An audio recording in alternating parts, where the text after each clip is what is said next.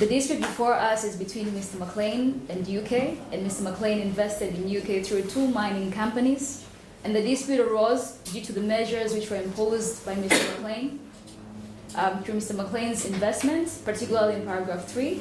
Few to mention, not getting the permits as required under the lease agreements, but also the misrepresentation of such. Mr. McLean tried to seek amicable resolutions through consultations and negotiations, but they were not successful, and that's why we're here today for the purpose of arbitration. I'll start with the very first 2 issues, that is whether this tribunal has jurisdiction to entertain the claim, but also the issue of attribution of the actions which were done by the UK company to the UK. Now, the jurisdiction of the ICSID tribunal, which we're in today, is provided for under Article 25, Sub-Article 1 of the ICSID Convention. And it points out several conditions which have to be met for a claim to be entertained by the ICSID tribunal. That is, 1, there must be a legal dispute, and as seen in our case, there was a legal dispute because the dispute arose out of the breach of the Free Trade Area Agreement entered between UK and Canada. But also it has to arise directly out of an investment. An investment has been defined under Article 10.27 of the Free Trade Area Agreement, and the conditions, the qualifications of the investment defined under that article meets the investment of Mr. McLean. That is, he invested capital into it, assumed risk, but also expected to gain profit. But also another condition under the same article is that the investment has to be between a contracting state and a national of another contracting state. Now, in the Free Trade Area Agreement, it went further to define the situation whereby a person is a dual national. And it says under Article 10.27 of the Free Trade Area Agreement that if a person is a dual national, then he or she shall be deemed to be exclusively a national of his or her dominant and defective nationality. Members of the tribunal, this is a customary international law, that a person can send claims against a state which also considers him or her as a national, as long as the relationship between this person and the claimant state predominates. From the facts, we see that Mr. McLean was a naturalized citizen since 1970 and has been conducting his businesses in Canada since then. This shows that there is a very strong connection between Mr. McLean and Canada. Suffices to say that he's exclusively a citizen of Canada. But also courts, in considering this doctrine to determine a person's exclusive nationality, they consider 2 things, that is residence and the person's domicile. For instance, in the case of ICJ, the case of Liechtenstein versus Guatemala, it was held that it is the bond of nationality between the individual and the state, which alone confers the state diplomatic protection. Members of the tribunal, it also says that it's the center of interest of this person. We see that Mr. McLean's interest in Canada is very strong because his businesses and is a prominent member of the Ottawa region in Canada. But also in determining what is domicile, the English case of Wicker versus Hume points out 2 conditions which have to be met, that is residence and intention. In paragraph 16 of the facts, we see Mr. McLean's personal address. It's the address from Canada. It shows that Mr. McLean resided in Canada. But also, to prove intention, we can see that since 1970, Mr. McLean was naturalized and he did not claim the UK citizenship. This being so, we can say that Mr. McLean is exclusively a citizen of Canada, which meets the conditions for him to submit the claims to the ICSID tribunal. But also the parties have consented in writing, as seen in paragraph 15 and paragraph 18 of the statement of facts, but also both of them have signed and ratified the ICSID convention. Further to jurisdiction in regard to the subject matter, only covered investments can be entertained, as seen under Article 10.151 of the Free Trade Area Agreement. Members of the tribunal, the investments by Mr. McLean were covered investment because they meet the qualifications under Article 1.3, which defines the term covered investments.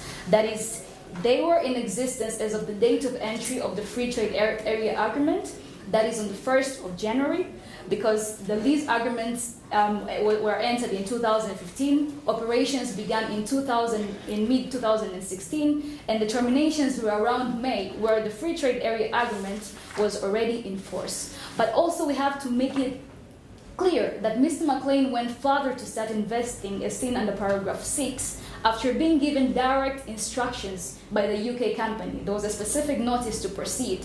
But also, Mr. McLean was given assurances and support from the government officials, as seen under paragraph 16. This means that Mr. McLean had a legitimate expectation to believe that permits were obtained, and therefore being able to go further and proceed the operations. I'd like to support this view in the case of Methanex Corporations versus USA. This is a United Nations Commission on International Trade case that if the state gives specific assurances, then it creates into a person a legitimate expectation.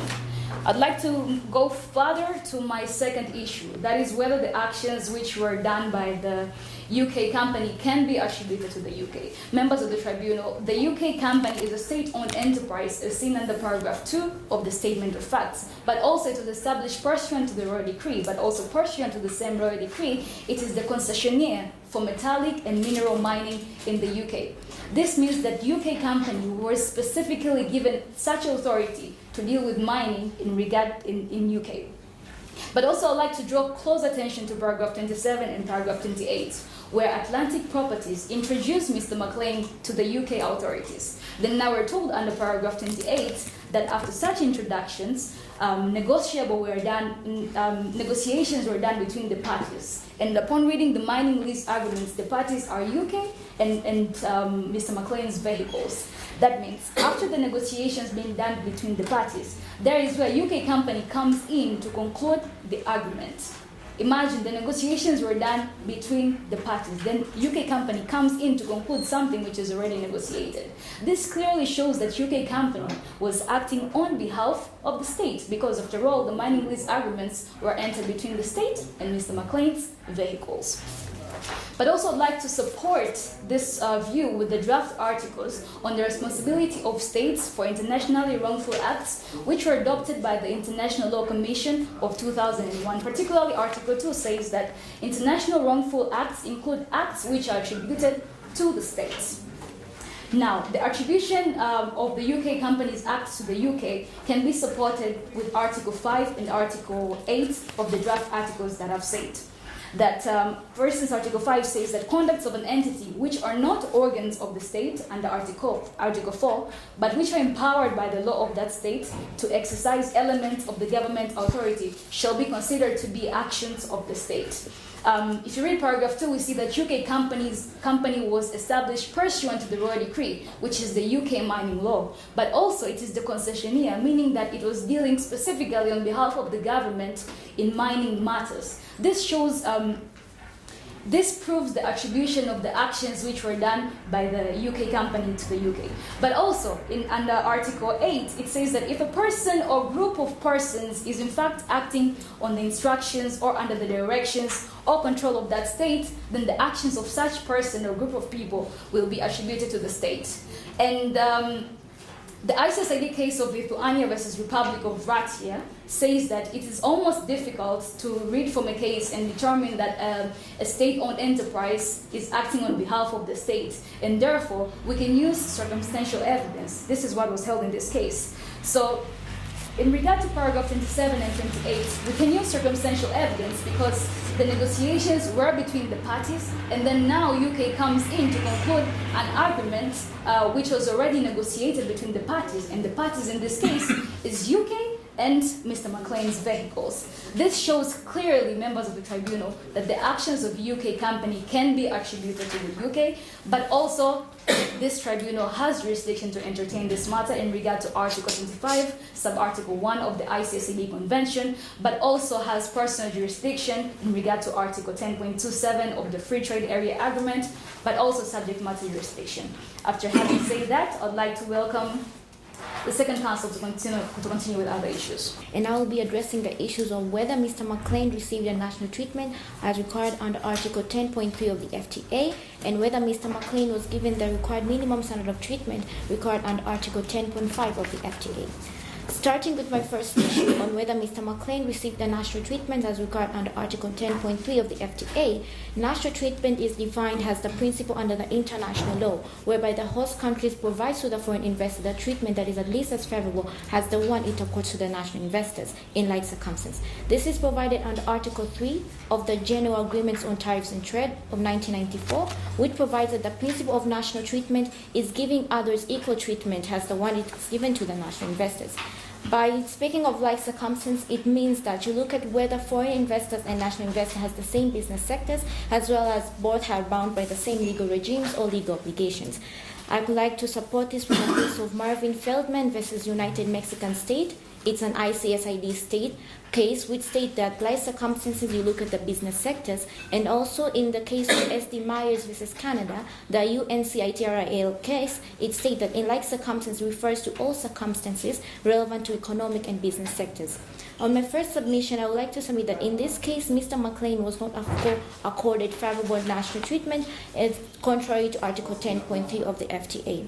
From paragraph 3 of the facts of the case, it states that there was arbitrary and capricious termination of the lease arguments, which is contrary to Part 9, paragraph 7 of the lease argument, whereby it provides there must be notices given to the foreign investor, but in the facts of the case, no sufficient notice was given to Mr. McLean. So a sufficient notice is a notice that is given at a reasonable time to give prior warning to the other party, instead of just arbitrary and capricious terminating the lease argument.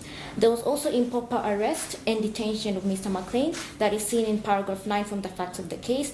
Also the failure by the UK company to secure all relevant permits and misrepresentation of the permits, which is contrary to paragraph 3 of the Article 8 of the UK mining law, which provides that the foreign investor must have licenses, or his staff members must have license to operate at the mining quarry.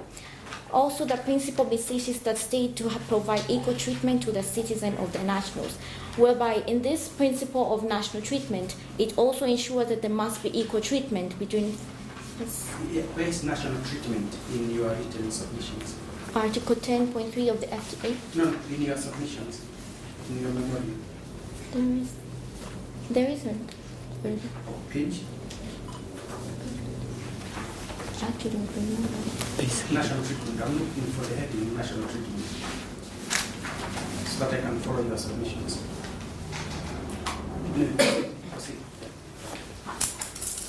Okay, on the issue of the equal treatment, where we can see that Mr. McLean was not given equal treatment as national investment, as the national investors, whereby there was forcible shutting down of the quarry site, and also the capricious termination of the lease arguments and misrepresentation. This is seen in the paragraph 7 and paragraph 3 and 8 from the facts of the case. I would like to support this with the case of Banco Nacional de Cuba versus Sabatino, whereby it was held that international law is not violated when equal treatment is accorded to foreigners as well as the national investors, regardless of the quality of treatment or motive behind the treatment. Thereby, I would like to say that on equal treatment, it also means that the state has to provide the treatment that it provides to the national investors. Whether if it deprives the national investors treatment, it must also deprive the investors treatment, which means I like to say that there must be equal treatment provided to both foreign investors and the national investors. The principle of national treatment also take looks on the principle of non-discrimination, whereby from the facts of the case, the principle of non-discrimination was not adhered to. This principle of non-discrimination, it provides that the foreign investor must not be discriminated by the host state. From the facts of the case, paragraph 3 and 8, it provides that Mr. McLean was not given any rights and privileges, and no proper proceedings were followed. Example, as I stated from paragraph 3 and paragraph 8 from the facts of the case, there was termination of the lease arguments and there was forcible shutting down of the quarry. According to the case of All-In Holdings versus State of Libya, which is an ICSID case, it states that the tribunal defined discrimination as something not based on justifiable distinction or arbitrary. Therefore, in order for there to be the principle of national treatment, it must be provided that the investment does not threaten national security, it does not threaten national defense, and the investment will not commit crimes like drug trafficking, corruption, money laundering, and terrorism. Whereby, from the facts of the case, we can see that Mr. McLean's investments were not dealing in any kinds of those crimes, and specifically was dealing with mining activities. Therefore, also on the principle of national treatment, Mr. McLean was never compensated. On regards to all the breaches of legal obligations done by the UK, Mr. McLean claims for £560 million, which is from the facts of the case, he was never compensated after all the violation of the legal obligation done by the UK. So, contrary to the principle of national treatment, which will have provided compensation to foreign investors as much as to the national investors. Going further to my second issue on whether Mr. McLean was given the minimum standard of treatment under Article 10.5 of the FTA, minimum standard of treatment refers to the principle under the customary international law, whereby it requires host state to provide to the foreign investor fair and equitable treatment as well as the full protection and security. Therefore, the host state, regardless of the domestic legislation and the treatment provided to the national investor, it must provide some privileges and the minimum principles or basic rights to the foreign investors. And when we're talking about fair and equitable treatment, I mean to generally mean there must be fairness and equity provided to the foreign investor. First, from the facts of the case, I would like to submit that the claimant was not given the required minimum standard of treatment on the principle of non-discrimination, which is contrary to Article 10.54 of the FTA, which specifically provides that each party shall accord to investors of the other party and to cover investments non-discriminatory treatment, whereby Mr. McLean was discriminated and the principle of non-discrimination was not adhered to. This can be seen in paragraph 3 from the facts of the case. I would like to cite the case of Saluka Investment versus the Dutch Republic. It is a UNICTRAL case whereby it states that in order to comply with fair and equitable treatment as well as the protection and security, the government must perform consistent, transparent, without any discriminatory treatments. Furthermore, on the claimant submit that he was not given full protection and security, which is contrary to Article 10.52b of the FTA, which provides that each party shall provide level of police protection required under the customary international law. Paragraph 7 from the facts of the case, it states that UK violated its obligations under the FTA on investment protection and promotion. The UK Royal Police, instead of protecting Mr. McLean and his investment, it first improperly arrested and detained Mr. McLean and also forced Mr. McLean to cease permanently quarrying and crushing operations in order for him to be released from police custody. This is provided from paragraph 9 from the facts of the case. I would like to cite the case to support this by the case of an ICSID case called Ampal American and others versus Egypt, whereby it provided the tribunal concluded that the state had breached its FPS obligation on protection and security, whereby from the facts of the case, the UK did not protect Mr. McLean and his investment on protection and security.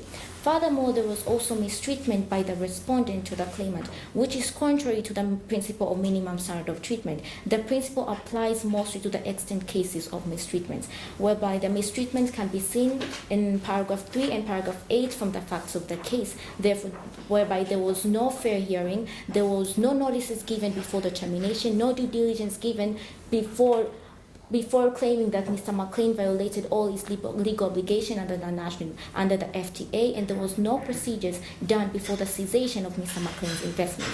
From the case of Wena Hotels Limited versus Arab Republic of Egypt, an ICSID case, it was held that host state must protect then secure investment and not invoke its own legislation to detract from such obligations. Therefore, I would like to say that from this point, there was mistreatment done to the Mr. McLean's investment. Furthermore, the principle of doctrine of proportionality was not adhered to. This doctrine of proportionality is provided under the case of Kim and others versus Uzbekistan, which is the principle and which is the ICSID case, particularly in paragraph 413. This principle it states that the foreign investor should comply with all the national laws, and the host state should comply with all the legal obligation to provide protection and security to Mr. McLean, to the foreign investor. But from this case, investment should be made in accordance with the national laws, and the host state should provide its legal obligation to protect and secure the foreign investor's investment. Well, in this case, Mr. McLean investment were pursuant to the UK mining law and were pursuant to the FTA obligation. Therefore, I would like to say that the claimant was not given the balanced treatment with the host state, and it is more likely the principle of doctrine of proportionality was not adhered to. I would like to welcome my co-counsel to proceed with the other two issues. I'll address this Honorable Tribunal on the issue of whether there was expropriation and the issue whether Mr. McLean is entitled to damages. Your Excellencies, I will start with the issue of expropriation. Your Excellencies, it is the claimant's submission that we do understand that the states have a sovereign rights to take properties of individuals, either nationals or aliens, for economic purposes such as some developments. Your Excellencies, we do submit that in order there to be legal expropriation, there has to be elements to be fulfilled. Particularly Article 10.6 of Canada-UK Free Trade Agreement, it outlined the elements, and these elements must be followed so as expropriation to be lawfully. Your Excellencies, I will start with the first element, that there was no public purposes. Your Excellencies, in the case of Siag and Vech versus Egypt, it's ICSID case, it was held that in order expropriation must be for public purposes. Your Excellencies, we are seeing here the property of Mr. McLean has been intervened without telling what was the purpose for doing that. And I would like to refer this Honorable Court in paragraph 6 of the fact of the case. We are seeing investments of Mr. McLean has been very useful in UK. We are seeing he was able to develop the road construction, develop the quarry area, so people were employed due to his investment. So here the expropriation was not for public purposes. Your Excellencies, I would like to address on the second issue that expropriation was discriminatory in nature. Your Excellencies, in the case of ADC versus Hungary, it's ICSID case, it was held that expropriation should take place without discrimination. Your Excellencies, we are seeing here, particularly on paragraph 26, we are seeing there is a local investor, which is Atlantic Properties, which also is a real estate developer. We are seeing the measures have been done only to Mr. McLean investment, but was not extended to this local investor. That amounts to discrimination, Your Excellencies. Also, there was no due process of law. Your Excellencies, it's a claimant's submission that this expropriation was arbitrary, and arbitrariness was defined in the case of Electronica, Silca, SPA versus USA to mean willful disregarded of due process of law. Your Excellencies, in the case of ADC versus Hungary, it laid out elements which amount to due process of law. First, there has to be a legal procedure. Second, there has to be a reasonable advance notice and fair hearing. Your Excellencies, here, from the fact of the case, we are not seeing any hearing of Mr. McLean, why he operates without the permits, but just only termination. Also, we are not seeing any advance notice to Mr. McLean to get prepared, because he needs to prepare before the termination so as he can wind up effectively the investment, but that was not done in this particular case. Your Excellencies, also expropriation should be accompanied by compensation. Your Excellencies, I'll refer this Honorable Tribunal in the case of Siemens versus Argentina. It's an ICSID case. In this case, it was held that expropriation must be accompanied by compensation. If we read from the fact of the case, we are seeing no anywhere Mr. McLean was compensated. Your Excellencies, we are submit by saying that Article 10.6 of FTA agreement between UK and Canada was not observed. The expropriation, although it's allowed, but it was not legal. So we are submitting, pray before this Honorable Tribunal to rule in favor of Mr. McLean that expropriation was not proper. Your Excellencies, now I would like to address this Honorable Tribunal on the issue of damages, whether the claimant is entitled for damages. Your Excellencies, it is the claimant's submission that the Canada-UK Free Trade Agreement is governed by applicable customary international rules.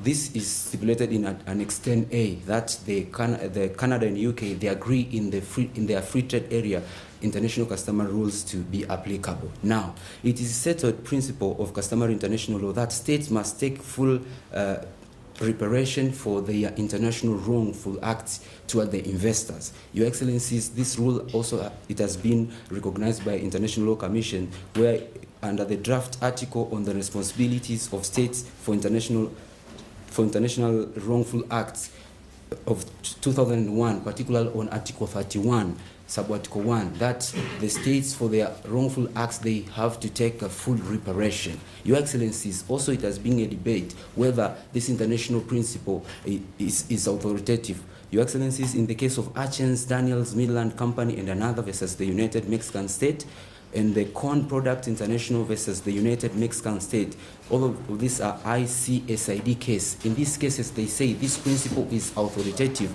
so it's acceptable in international investment law.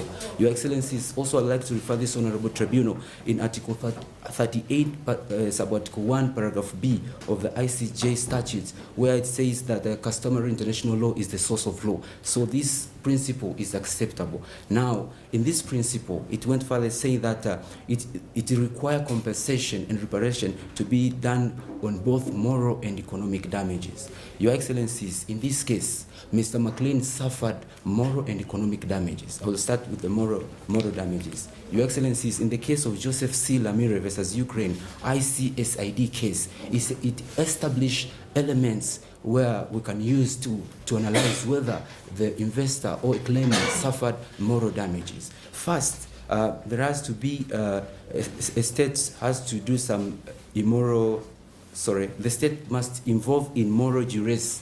And second, there has to be a moral suffering. And third, there has to be a loss of reputation. Your Excellency, we are seeing now, particularly on paragraph 3 of the fact of the case, the state had detained Mr. McLean improperly. That is automatically Mr. McLean suffered moral suffering. Also, loss of reputation, particularly on paragraph 11 of the facts of the case, we are seeing that it is stated that Mr. McLean, he has lost his personal and business reputation in UK. We understand for the investors and business people, when their reputation are ruined, that means they will lose a lot in their activities. So we are submitting that here the respondent should pay moral damages. Also, I will address this Honorable Tribunal on economic damage. As I stated in these international principles, that particularly in paragraph 11, we are seeing that all the investments of Mr. McLean in UK has been destroyed.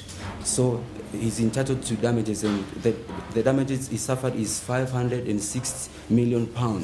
So, Your Excellencies, we are submitting that the purpose of international investment law are there to balance the interest of the investors and the host state. Your Excellencies, in this case, we are seeing the interest of investor Mr. John McLean is in jeopardy because the measures were not legal and the law are there to assure their interests. So we submit by saying that we are praying before this honorable court to rule in favor of the claimant that is entitled to expropriation as I submitted, that is entitled to damages, moral and economic damages, and all other issues as my co-counsel submitted. So to speak, I would like to rest my case. Thank you. Do you have anything? You have cited very many decisions, your co-counsel have cited very many decisions with respect to the various principles under which the claim is presented. I have not quite had an authority or a decision being cited in support of the claim for moral damages. Just a bit more, one or two, to tell me if you have encountered precedent, whether from the exit tribunals or the other tribunals which you have very authoritatively cited, where moral damages would be awarded, and what would be the principle that you would expect this tribunal to apply? What is the principle you want us to use in assessing the moral damages? And you have not presented us with any figure or guideline, either through precedent or your own assessment of what would be fair or equitable in terms of moral damages. Is it something you can help us look at? A second question is damages, because it all goes down to damages. It all comes down to how much you want from the tribunal. All the niceties, all the breaches, all the principles of international investment law have to come down to something, which is money. So you are saying that the loss suffered, economic loss, is 560 million UK pounds. Now, this is a specific figure. Is there a component for a specific element of loss? For instance, on equipment, or is it loss of profit, or is it loss of specific investment? So that what is the makeup of these 560 million pounds, and how do you want the tribunal then to address in terms of specifics, because it must be strictly proven. Good. So those two questions for now are what I would want you to react to. Any member of the panel can react. Thank you, Excellency. I would like to address the first question regarding on moral damages. Yes. I will cite the case of Joseph C. Lamire versus Ukraine. This is ICSID case. In this case, they laid out the elements which can be used to assess moral damages. The first one, there has to be a state involved in moral duress. Your Excellencies, we are seeing from paragraph 3 of the fact of the case that there was detention of Mr. John McLean. That was the first detention. And also, he was forced to shut down the investment so as to be released. Okay, that is the involvement of the state. Second element, there has to be a mental suffering. We are seeing the detention, the force that has brought difficulty to Mr. John McLean. And in this case, they elaborate that one of the things that could cause mental suffering is detention, illegal detention. And the third element is loss of reputation. Now, from the fact of the case, we are seeing, particularly in paragraph 11, that Mr. John McLean, he lost his personal reputation and the business reputation, specifically in UK. So these are guidelines before this honorable tribunal to assess the moral damages in regard with this case. On the second issue, on assessment on these damages, £560 million. Your Excellencies, from the fact of the case, Mr. John McLean invested by two companies. He employed employers in which he is paying. He is expecting to make profit, and also he had a legitimate expectation, as my co-counsel submitted on the case of the USA cases. So he incurred a lot of costs. Also, if you are reading from paragraph 6, we are seeing he made a lot of developments. He made the quarry area to be accessible. So he invested a lot. So we are saying this is the approximately amount to be compensated, because we are seeing there. And the mode of assessing is the forward-looking technique, that we are starting from the place he invested, moving forward. And under the FTA agreement, they said they will look on the market value. So, Your Excellencies, that is regarding the submission. Thank you very much, members of the tribunal. It is the respondent's submission that this tribunal lacks jurisdiction to hear and entertain the matters brought before it. As rightly put by the counsel for the claimant, the jurisdictional basis of this tribunal is laid out in Article 25, Subarticle 1 and Subarticle 2 of the ICSID Convention. Article 25, Subarticle 1 provides for a 3-tier criteria which ought to be met for this tribunal to exercise jurisdiction. In the ICSID tribunal case of Toikeles versus Ukraine, decided on the April 29, 2004, and specifically at paragraph 19, it was stated that these jurisdictional requirements are mutually inclusive in nature, and as such, a tribunal ought to be satisfied that all the 3 elements are present for it to exercise its jurisdiction. These 3 elements are, and allow me to state, first, that there ought to be a legal dispute. Secondly, that this legal dispute ought to be between a contracting state and a national of another contracting state. And third, that the dispute must be arising directly from an investment. In making the submissions, the respondent would like to attack the two parts of the test, and indeed prove to this tribunal that it lacks jurisdiction on the basis of these 2 elements. First is with regards to the question of nationality of Mr. John McLean. It is a submission of the respondent that Mr. John McLean enjoys dual nationality, and for the purposes of this case, Mr. John McLean should be considered to be an effective and dominant national of Canada, of the United Kingdom, and as such, he is unable to claim against his own state, the United Kingdom.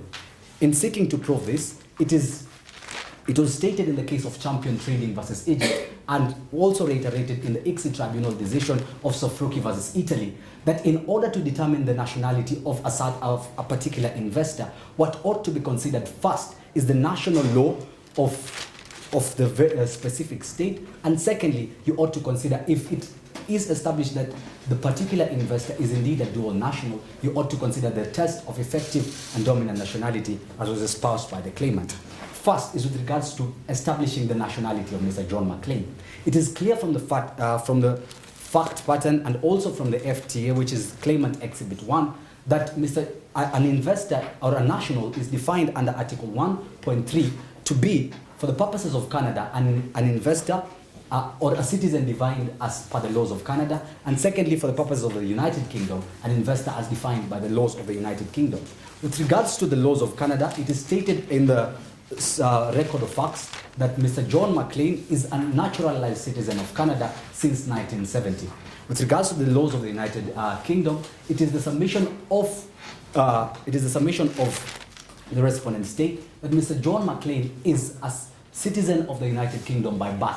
It is seen from the record of facts that Mr. John McLean was born in the Isle of Man, and by virtue of his birth in the Isle of Man, under at Section 11 of the British Nationality Act of 1981, it is stated that citizens of the territories of the United Kingdom enjoy United Kingdom nationality. And as such, in this case, it is irrelevant that Mr. John McLean did not claim UK citizenship. And as such, if that is the case of, if that is the position of the claimant, then Mr. John McLean ought to be considered as first having been a persona non grata and then having claimed Canadian nationality.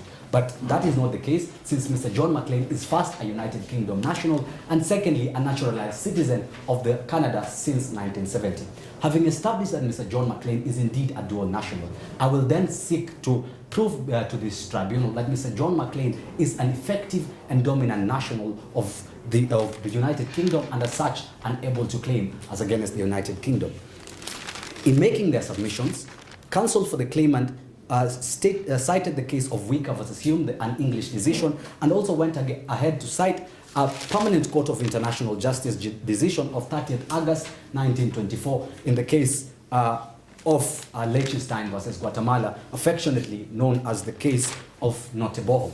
In that case, it was, as it is the submission of the respondents, that the only factors that ought to be considered with regards to effective and dominant nationality is that of residence and domicile. And with regards to the English case of Wicker versus Hume, which they cited, that the only test that ought to be considered is that, or the factors that ought to be considered are the factors of residence and intention.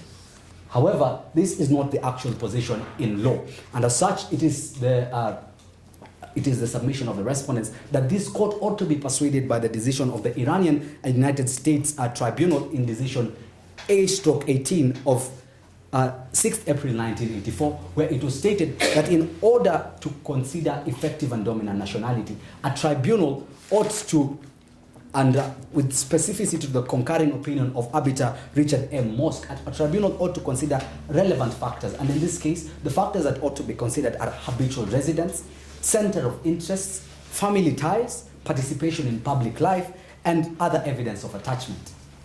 In substantiating that Mr. John McLean is indeed an effective and dominant national of the United Kingdom, it is the submission of the respondents that Mr. John McLean invests in the United Kingdom via two vehicles, Crust Limited and BR LLC. These two vehicles are incorporated in the United Kingdom. Moreover, these two vehicles are controlled by Mr. John McLean in the United Kingdom. Further, it is seen that prior to the investment, Mr. John McLean is only informed informed by his predominant family ties that are in the United Kingdom. And as such, it is the submission of the respondents that it is this information that he receives from his predominant family ties in the United Kingdom that inform his investments in the United Kingdom. And as such, for the purposes of this case, Mr. John McLean should be considered an effective and dominant national of the United Kingdom and as such unable to claim against the United Kingdom. Seeing that my time is far much spent, I would like to move swiftly to the question of attribution. In making their submissions, the counsel for the claimant advanced two arguments with regards to the question of attribution. One, with regards with specific reference to Article 2 and Article 5 of the ILC Articles on State Responsibility, and another with specific reference to Article 8 of the ILC Articles on State Responsibility of 2001. It is the submission of respondents that first, United Kingdom Company, which is the entity that concluded the lease agreements with Mr. John McLean, is not a state organ, and as such, his acts should not be attributable to the state of the United Kingdom.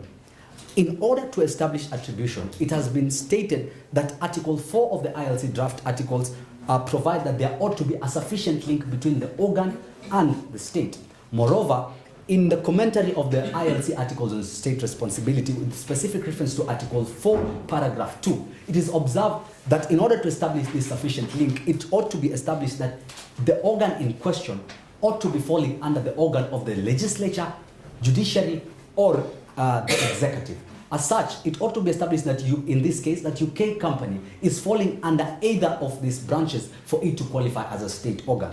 It is the submission of the respondents that the United Kingdom Company was established by a royal decree as a mining concessionaire of the state. This does not qualify it as existing in either of these two, of these three-tier category of a state organ, either the legislature, executive, or the judiciary.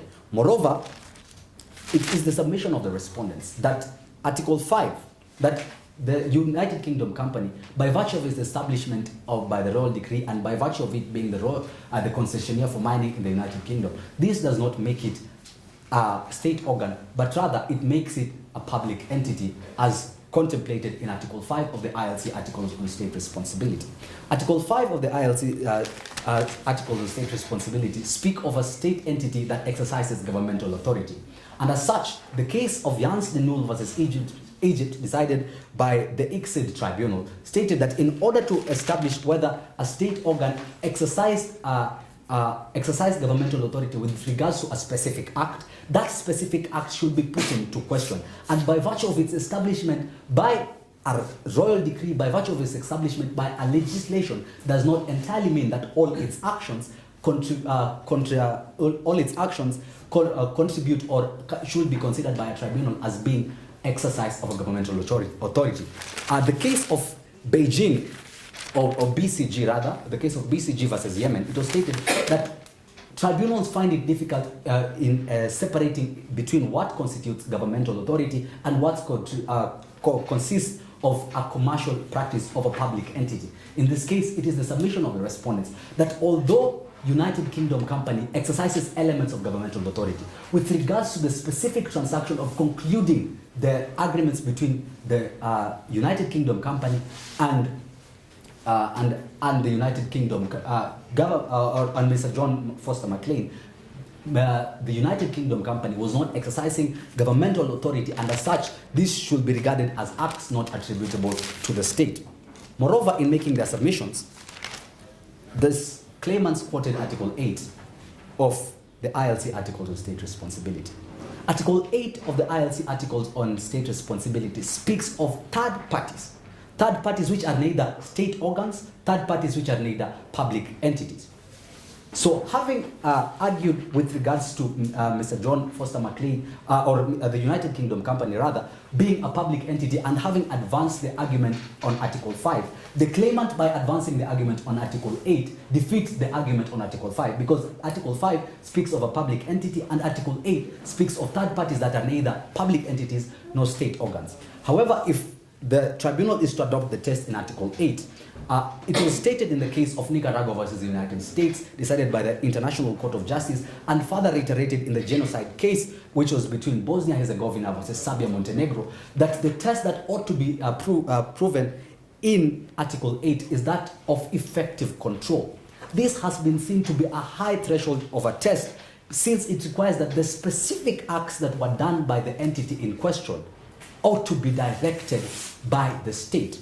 As such, it is the submission of the respondents that the specific acts in question of United Kingdom Company were not directed by the state, and as such, the acts of the United Kingdom Company do not meet the test of effective control, and as such, are not attributable to the state. With that, I would like to welcome Co-Counsel Tali Hilton.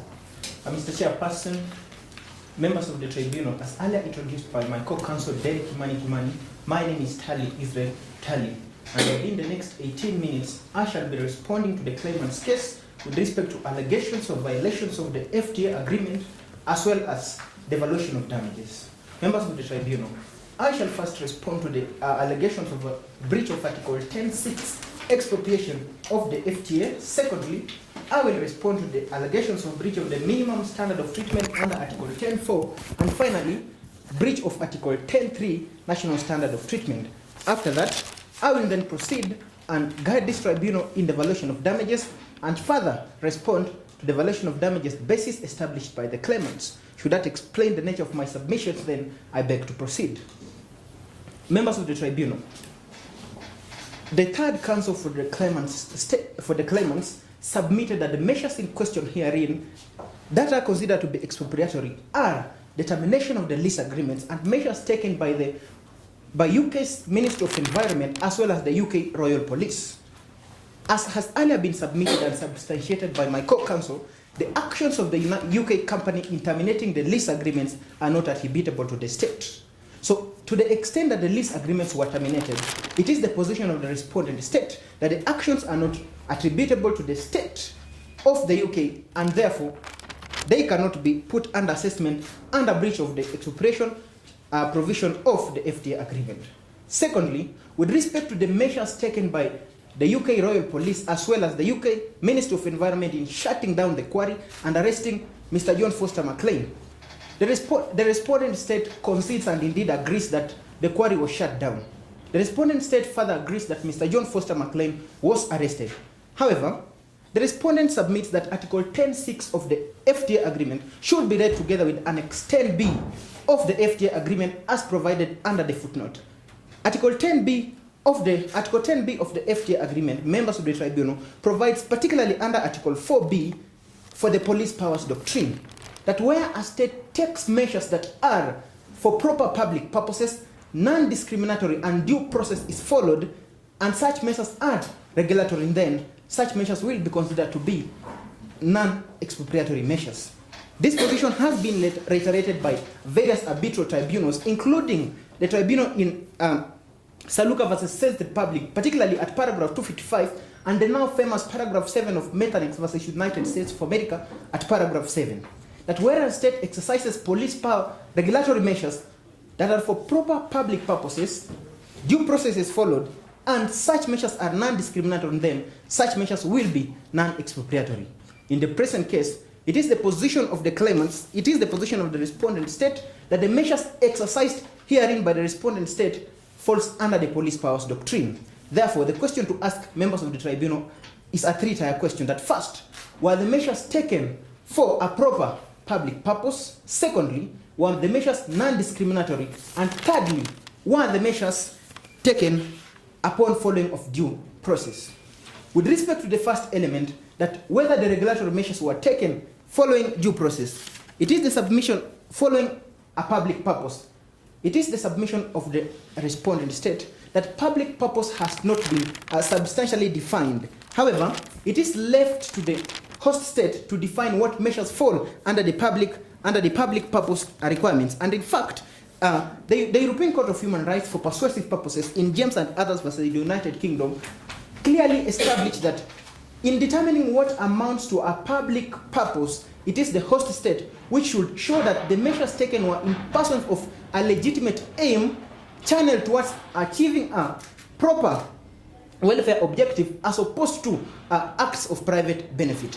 In the present circumstances, the respondent state submits before this tribunal that the measures were taken in order to bring Mr. John Foster McLean in compliance with the rule of law. Members of the tribunal, according to the channel of the facts, the lease agreements were terminated by the UK court. However, as we can see from the statement of the defense, Mr. John Foster McLean continued carrying on operations in the Portland quarry even after the lease agreements had been terminated. It is upon such conducting activities without a proper legal basis that the UK Royal Police as well as the UK Ministry of Environment took the measures that they have been taken upon Mr. John Foster McLean. Therefore, enforcement of the rule of law was the measure herein. The tribunal in ADC versus Hungary, though it ruled in favor of the claimants, acknowledged and indeed agreed that enforcement of the rule of law falls under a proper public purpose. In the case at hand, the respondent state had alleged that the measures were taken to make sure that the claimants' activities were that the Hungarian laws were harmonized to be in accordance with the European law regulations, which the respondent state had just acceded to.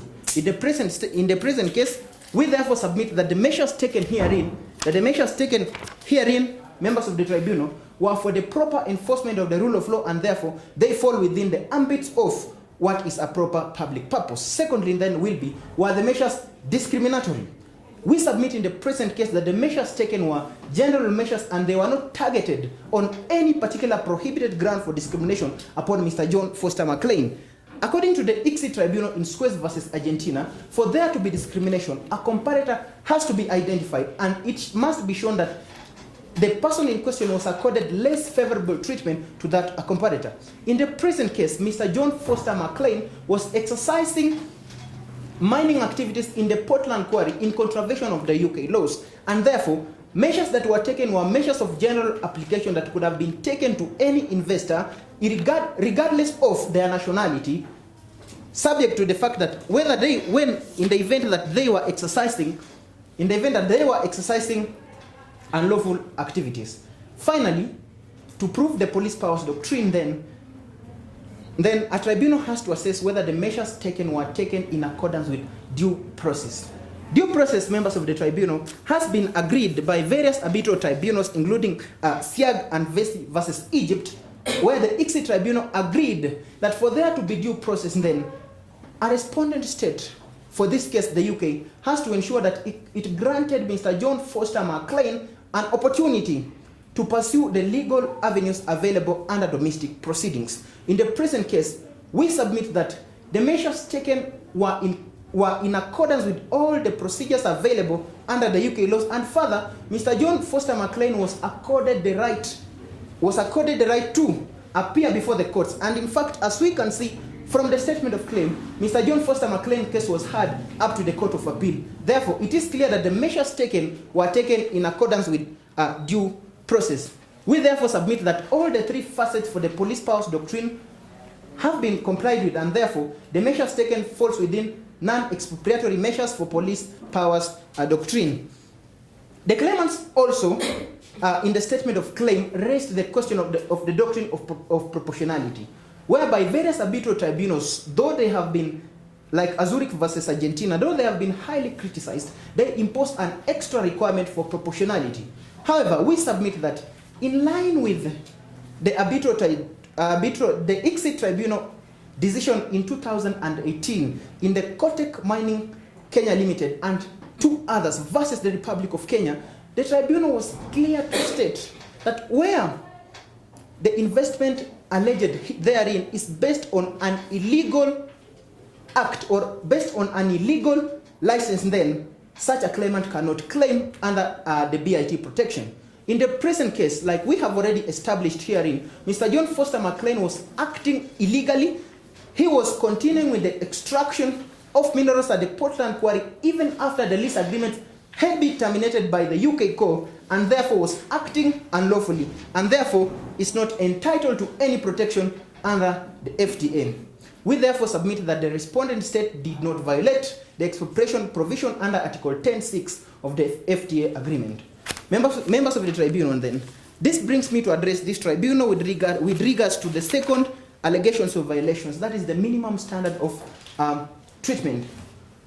The respondent state acknowledges that the FTA agreement has put in place that there must be compliance with the fair and equitable treatment standard, as well as the compliance with the standard of full protection and security. We submit that Mr. John Foster McLean was accorded fair and equitable treatment, and further, his investment as at the time they were existing were granted full protection and security. With respect to the fair and equitable treatment of standard, members of the tribunal,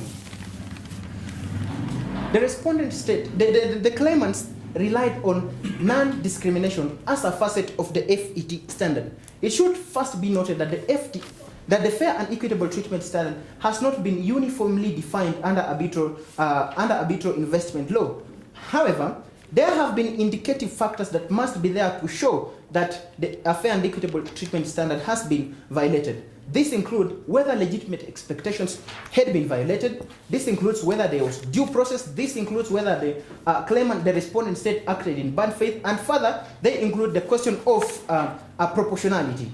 With respect to legitimate expectations, the first counsel for the claimant state stated that Mr. John Foster McLean had legitimate expectations which were violated by the respondent state.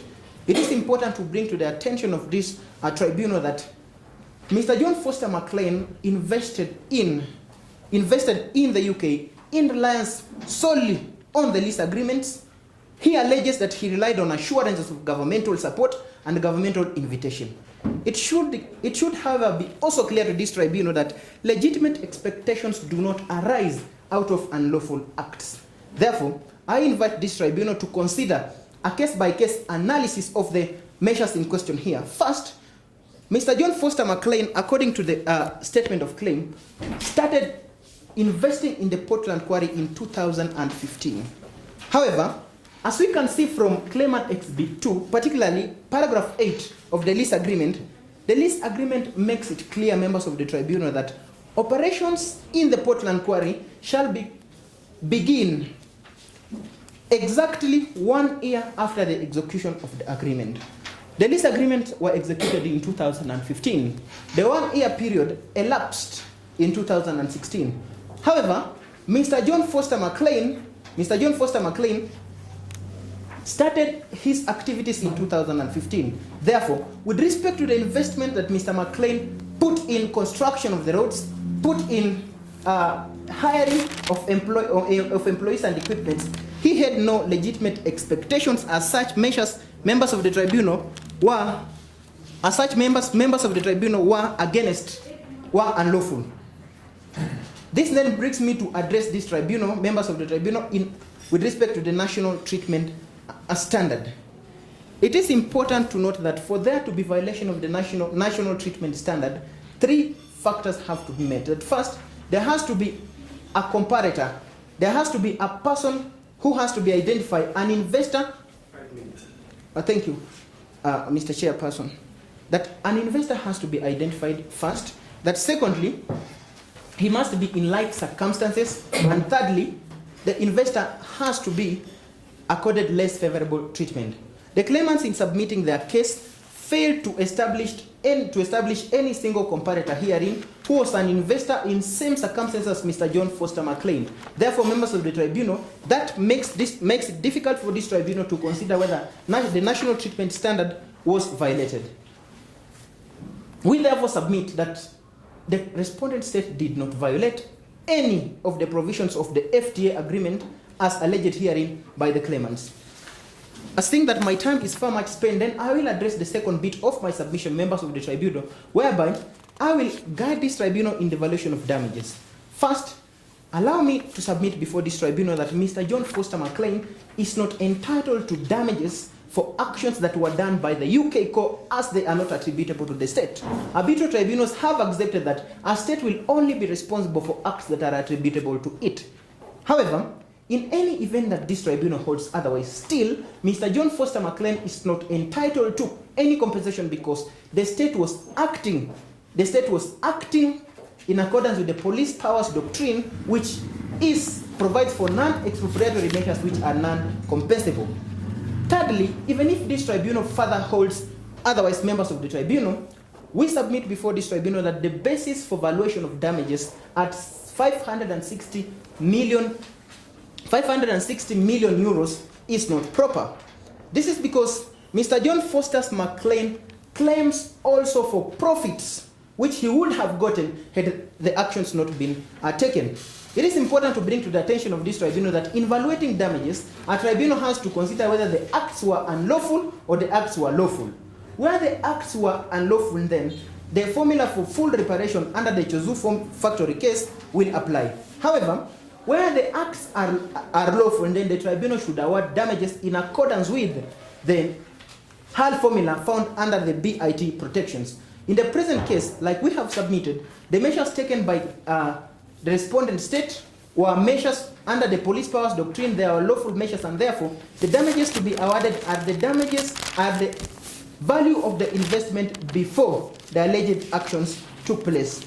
As I conclude with respect to the question of moral damages, the respondent state rightly stated that the test, the claimants rightly stated that the test to be applied for moral damages is the test established under the case of Joseph Lime versus Ukraine.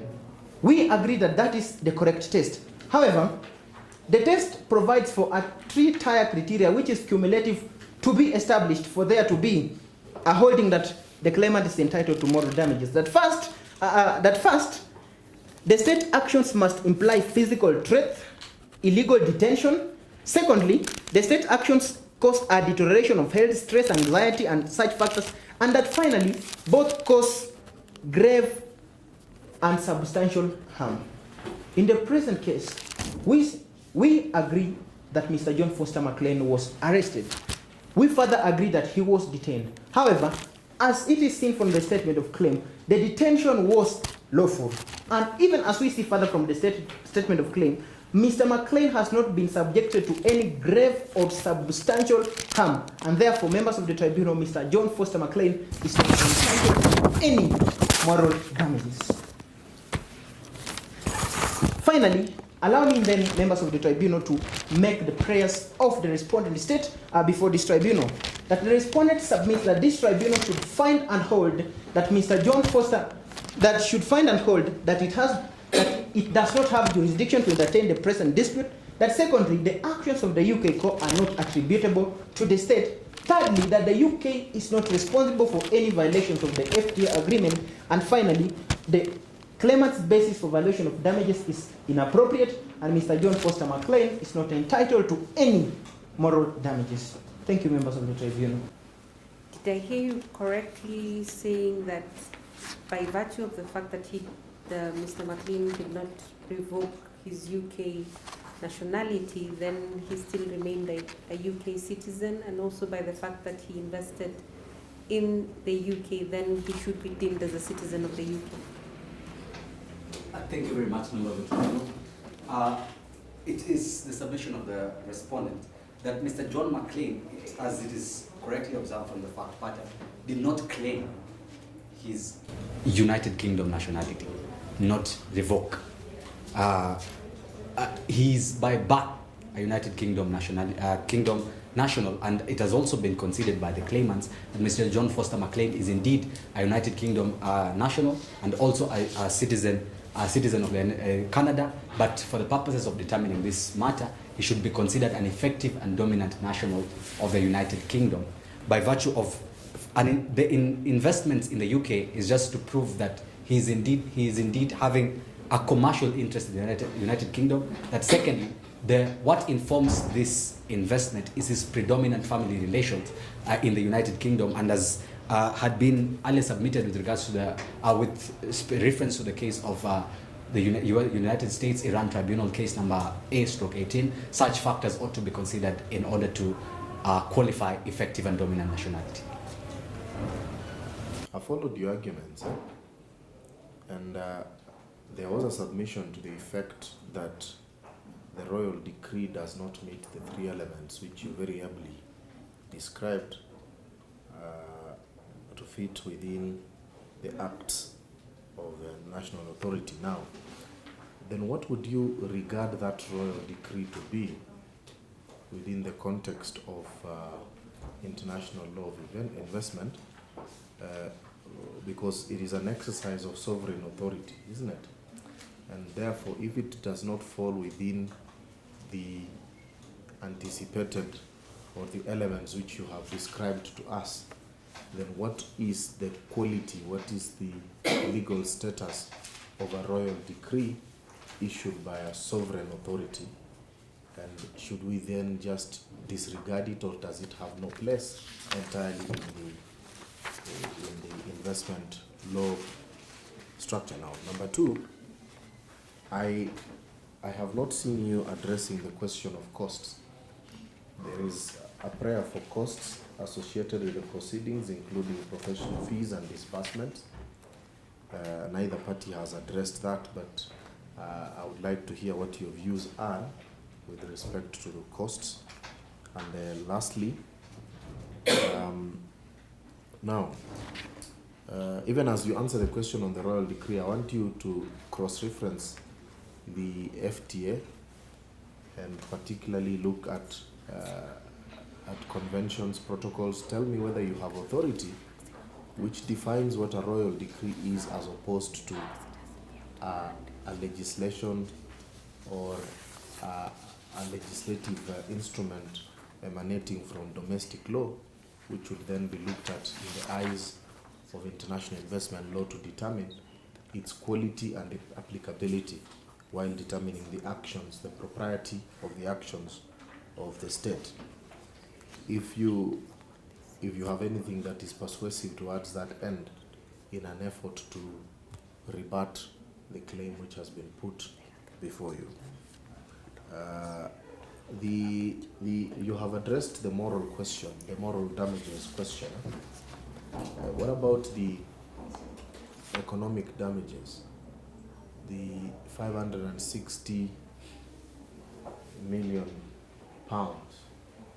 You have addressed why, and I've heard your arguments as to why you think those are not payable at all, whether the actions were lawful or unlawful. What about in the event there is lawful action? We agree with you. What impact does that have on the claim for 560 million pounds? What are the mitigatory positions you are taking in respect to that particular argument in the alternative, in the event the actions are actually lawful but compensable within the principles which you have discussed this morning? Sorry, just to add on that, for both parties during your rebuttal, if you could address us on the question of indirect control, whether a shareholder has got the responsibility to claim for and on behalf of the company for economic, the expropriation claim. That's what I would like to hear from your rebuttals as well.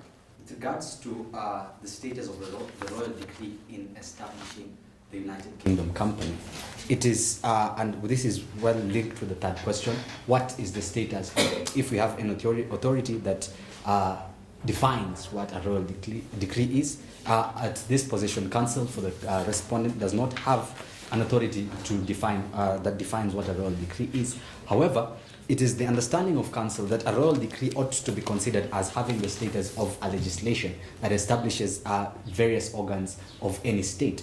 And these members of the tribunal should be you should be guided by the decision in Yancey-Newell versus Egypt, where the Suez Canal Authority was established by the Suez Canal Act. The Suez Canal Authority, though it was established by an act of the Arab Republic of Egypt, it was stated that it exercised elements of governmental authority.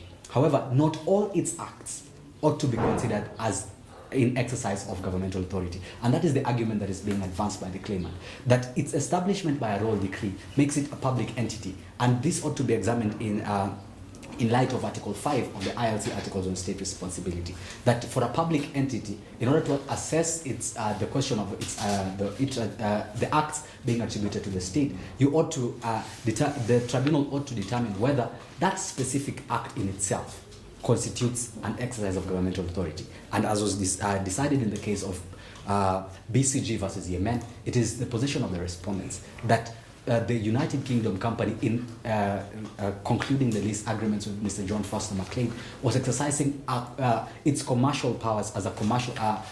It has commercial powers which is exercising to enter into the agreements with Mr. John Foster McLean, and as such, these acts ought to be distinguished with its exercise of governmental authority. If that properly addresses the question, then I would seek to invite co-counsel. Thank you. With regards to the question of the damages, the 560 million euros, it is the position of the respondent in the state that if this tribunal indeed finds that the measures taken were lawful, then we persuade this tribunal to take one of the two approaches. That first, as has been agreed, where the acts are lawful, then no compensation at all should be awarded to the claimants. This is supported by the Cortex Mining Kenya and two others' decision, whereby the tribunal was clear that where the acts are unlawful and the state takes measures which are lawful for the state, then even sunken profits cannot be recovered. However, if this tribunal holds otherwise, then we persuade that the value to be paid should not be 560 million, but should be the value of the investment before it was expropriated, allegedly. That is because Mr. McLean only invested tens of millions of pounds, and he is now claiming hundreds of million pounds. If that answers your question, then thank you, member of the tribunal. Before you sit, counsel, please clarify the currency of the claim. Which currency is the claim in? The currency is in pounds. I'd like to proceed with the rebuttal. And first is the issue of dominant and defective nationality. I'd like to insist that the case of the Liechtenstein versus Guatemala is highly persuasive, as seen as the case of the ICJ, because it still says that we're supposed to consider the bound of nationality between the state and the individual, and that alone is going to confer the state the rights to diplomatic protection. But also, we're also supposed to consider this person's intention. We're still told from the statement of the facts that Mr. McLean did not claim the UK citizenship. This clearly shows the intention. But also, in regard to the residents, members of the tribunal will see in the paragraph 16 that Mr. McLean, the address of Mr. McLean under paragraph 16 is a personal address and specifically from Canada. This shows that he was residing in Canada. But also in the same paragraph, we see that Mr. McLean was a prominent member of the Ottawa region in Canada. This shows that Mr. McLean was residing there and conducted his businesses in Canada, showing that the bond that he had with Canada is highly strong compared to that which he had with UK. In regard to the attribution, still like to put a strong emphasis under Article 5 of the draft articles on the responsibility of states, because UK company was established and empowered by the law of the state, that is the royal decree, to exercise governmental authority, and in this case, in regarding to mining issues. And then the article goes further to say that this person or this entity has to be acting in that particular capacity at that particular time. And upon paragraph 27 and paragraph 28, we clearly see that the negotiations were between UK as a party to the mining lease agreement and Mr. McLean's vehicles. Then after UK comes to conclude an agreement which was already negotiated by the UK, that is the party. This shows that UK was acting on behalf of the state in concern with Article 5. But also, members of the tribunal, the exit case of Lithuania versus Republic of Latvia, it tells that it's very difficult to draw the attribution of state-owned enterprises or to say that a state-owned enterprise has acted under the instructions of the state. But we are going to use circumstantial evidence to determine such. And the circumstantial evidence, according to the facts, is under paragraph 27 and paragraph 28. I will add on the issue of attribution. I'd like to refer this Honorable Tribunal on Article 10.1, paragraph 2 of the Free Trade Agreement between Canada and UK. the state parties, they have agreed that to limit their attributions to upon delegation. Your Excellencies, we are seeing from paragraph 2 of the facts of the case that the UK company, it has been granted with power to deal with the mining activities in UK. So that UK company is responsible to the all activities as far as mining is concerned. This is why we are seeing also from paragraph 28, it was called upon during the negotiations of the agreement between Mr. McLean and the UK. So that's paragraph 2, particularly in the last 3 lines, which says that the powers delegated to the UK company dealing with the mining is in line with this paragraph 2 of the Article 10.1, particularly paragraph 2. Now, I would like to proceed also. The respondents, they raise the doctrine of a police power doctrine. Your Excellencies, this doctrine is not fully granted to the state parties, but it has limitations. Your Excellencies, I'd like to refer to 3 cases. In the case of Methanex versus USA, paragraph 7. In the cases of Saluka versus Czech Republic, paragraph 255. Also in the case of Suez versus Argentina, paragraph 147. It sets the limit of the doctrine of police power, Your Excellencies. One of the limits is non-discrimination.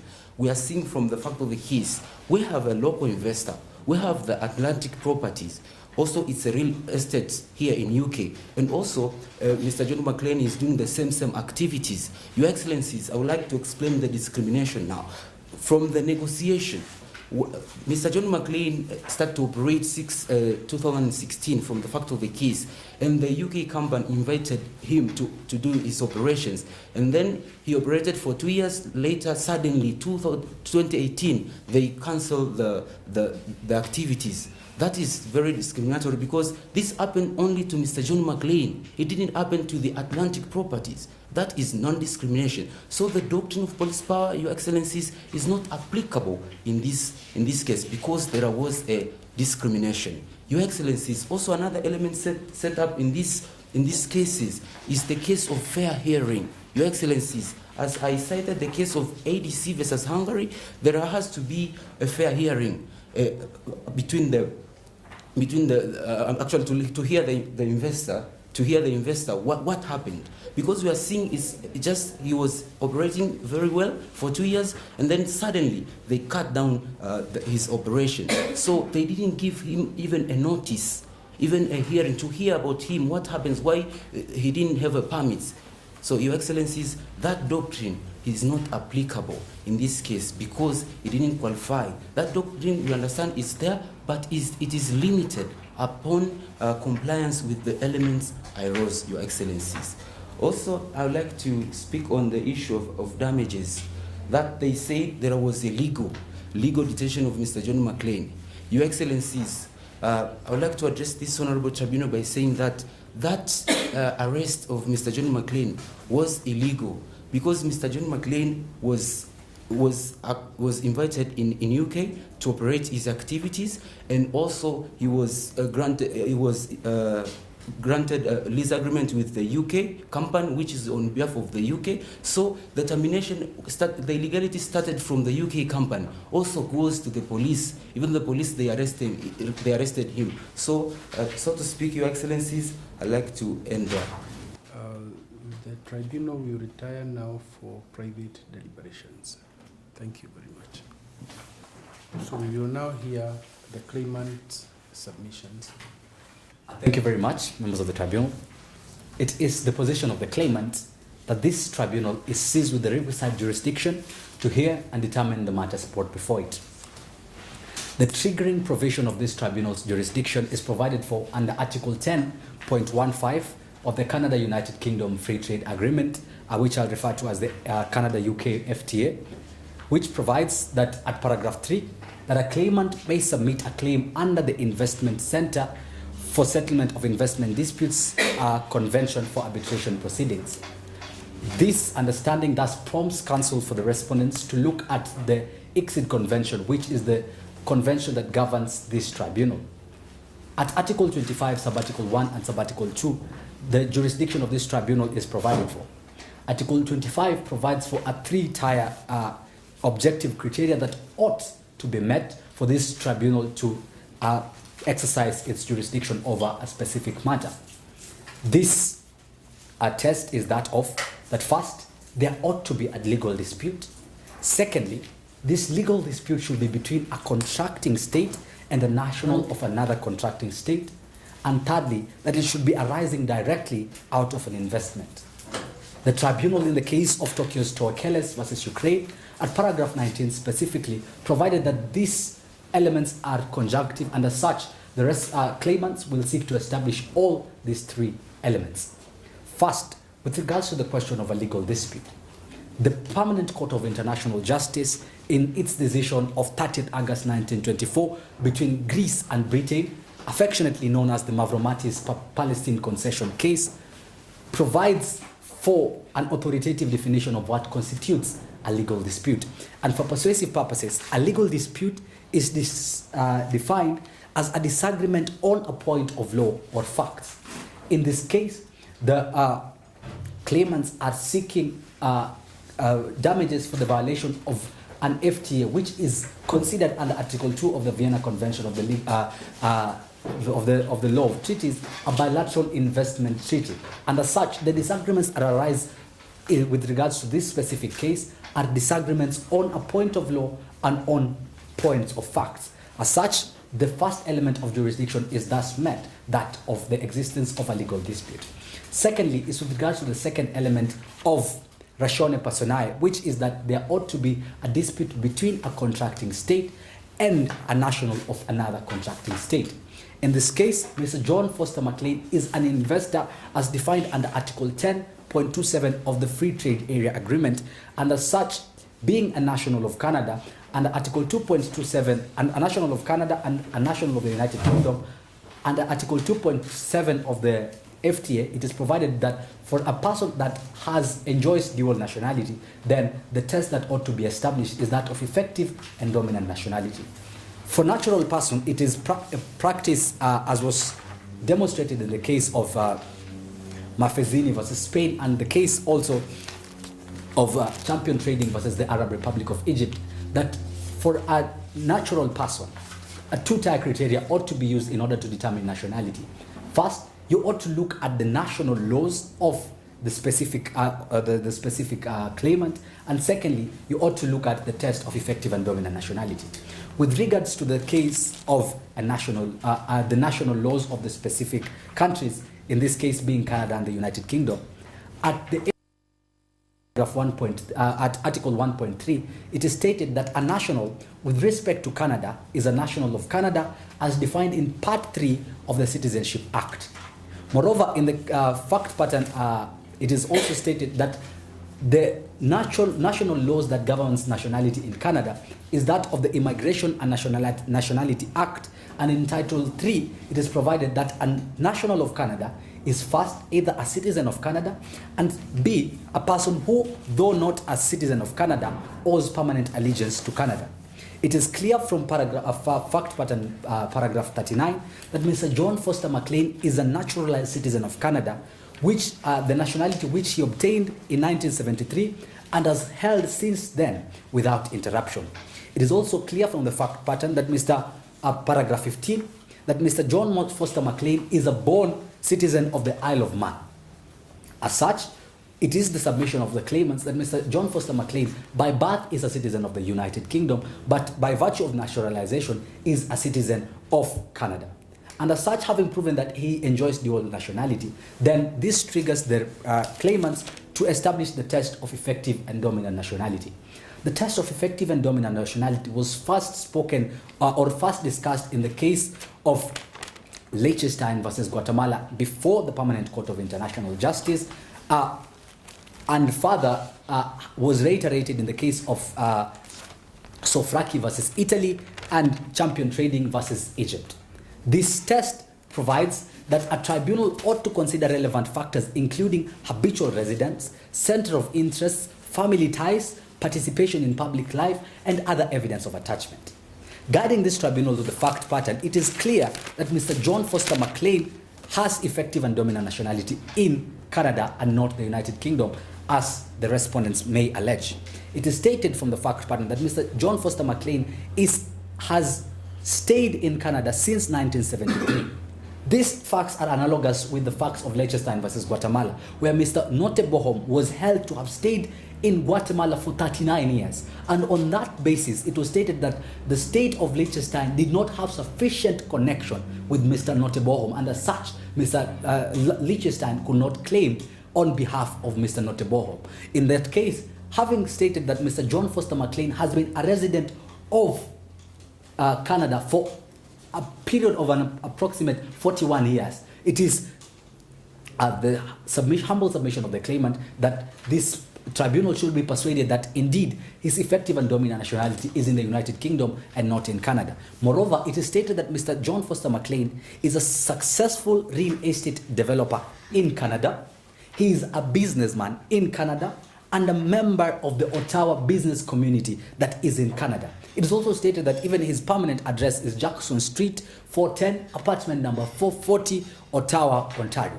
With that, members of the tribunal, it is the submissions of the claimant that this tribunal should be swayed to hold that Mr. John Foster McLean enjoys effective and dominant nationality in Canada and not in the United Kingdom, as may be alleged by the respondent, and as such should be considered a national of Canada for the purposes of the determination of this,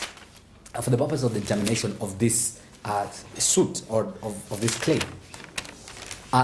With regards to the third and final part of the test of jurisdiction, it is with respect to the question of arising, the disagreement ought to arise directly out of an investment. Article 10.7 of the FTA agreement defines what constitutes an investment. And it is stated for the purposes of that article that an investment includes 1.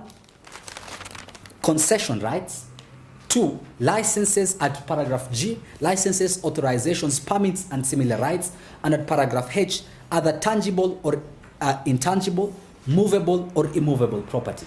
It is seen from the fact pattern also in the from the FTA rather in the definition of an investment that an investment means every asset that an investor owns or controls either directly or indirectly, and that has the characteristics of an investment. And the characteristics of an investment were elaborated in the decision of Salini versus Kingdom of Morocco, that there is a 5-part test in assessing what constitutes an investment. And these I cite for persuasive purposes. These include adequate duration, regularity of profit and return, risk, substantial commitment of resources, and 5, contribution to the development of the state. It is said from from Article 10 of the FTA agreement at paragraph 3, which provides for the rights and obligations of the claimant or the person that holds a lease agreement, that they are supposed to employ only United Kingdom citizens, and they're supposed to use and train people of the UK. These members of the panel, members of the tribunal, I quote, to show that the investment that was held by Mr. McLean was to the benefit of the government of the United Kingdom. Moreover, it is stated that from the record of facts, that Mr. John Foster McLean, after having acquired the lease agreements, went ahead to develop the quarry to make them accessible. By doing so, he went ahead to invest millions that were used in construction of roads to make these quarries accessible. As such, members of the tribunal, this proves that there is a sufficient contribution to the development of the United Kingdom and even to its economy, seeing that Mr. John Foster McLean invests tens of millions of pounds in the United Kingdom. Moreover, with regards to the question of adequate duration, it is stated that according to paragraph 31 of the record of facts, that the lease agreement was to be for 10 years at least, and at most 25 years. This provides for adequate duration. With regards to the question of risk, Mr. John Foster McLean was involved in mining of limestone, was involved in putting in his money into an investment which he one day considered would bring about a profit. As such, for like any regular business, it is stated that there ought to be a profit or a loss. And in investing in either in an entity or in any project, it is foreseeable that there is a risk. And in that case, this test for the risk is thus met. Seeing that my time is far much spent, I would like to address this tribunal with regards to the question of attribution. With respect to the question of attribution, it is the submission of the claimants that there is indeed, that the acts of UK company are indeed attributable to the state, since UK company is a public entity that exercises governmental authority. This is pursuant to the provisions. This is pursuant to the provisions of Article 5 of the ILC, Articles on State Responsibility, which I'll seek to elaborate with the case of Jan de Nul versus Egypt, where it was stated that for an entity that exercises governmental authority, and as was held in the case of Noble Ventures versus Romania, it is very difficult for a tribunal to determine if a specific act was done with respect to its exercise of governmental authority or not. However, it is clear from the facts pattern that United Kingdom Company was established via a royal decree. The purpose of the United Kingdom Company was to be the concessionaire for mining and mining rights in the United Kingdom. The lease agreement that is concluded between Mr. John Foster McLean and the United Kingdom Company is one that involves a lease for a concession of mining and mining rights in the United Kingdom. This is properly with regards to the mandate of the United Kingdom Company as being the concessionaire for mining and mining rights in the UK. And as such, it is the submission of the respondents, of the claimants rather, that the acts of the United Kingdom are in essence governmental authority, and as such should be considered a public entity exercising a governmental authority, and its acts are thus attributable to the state of the United Kingdom. With that, I seek to invite co-counsel. Thank you.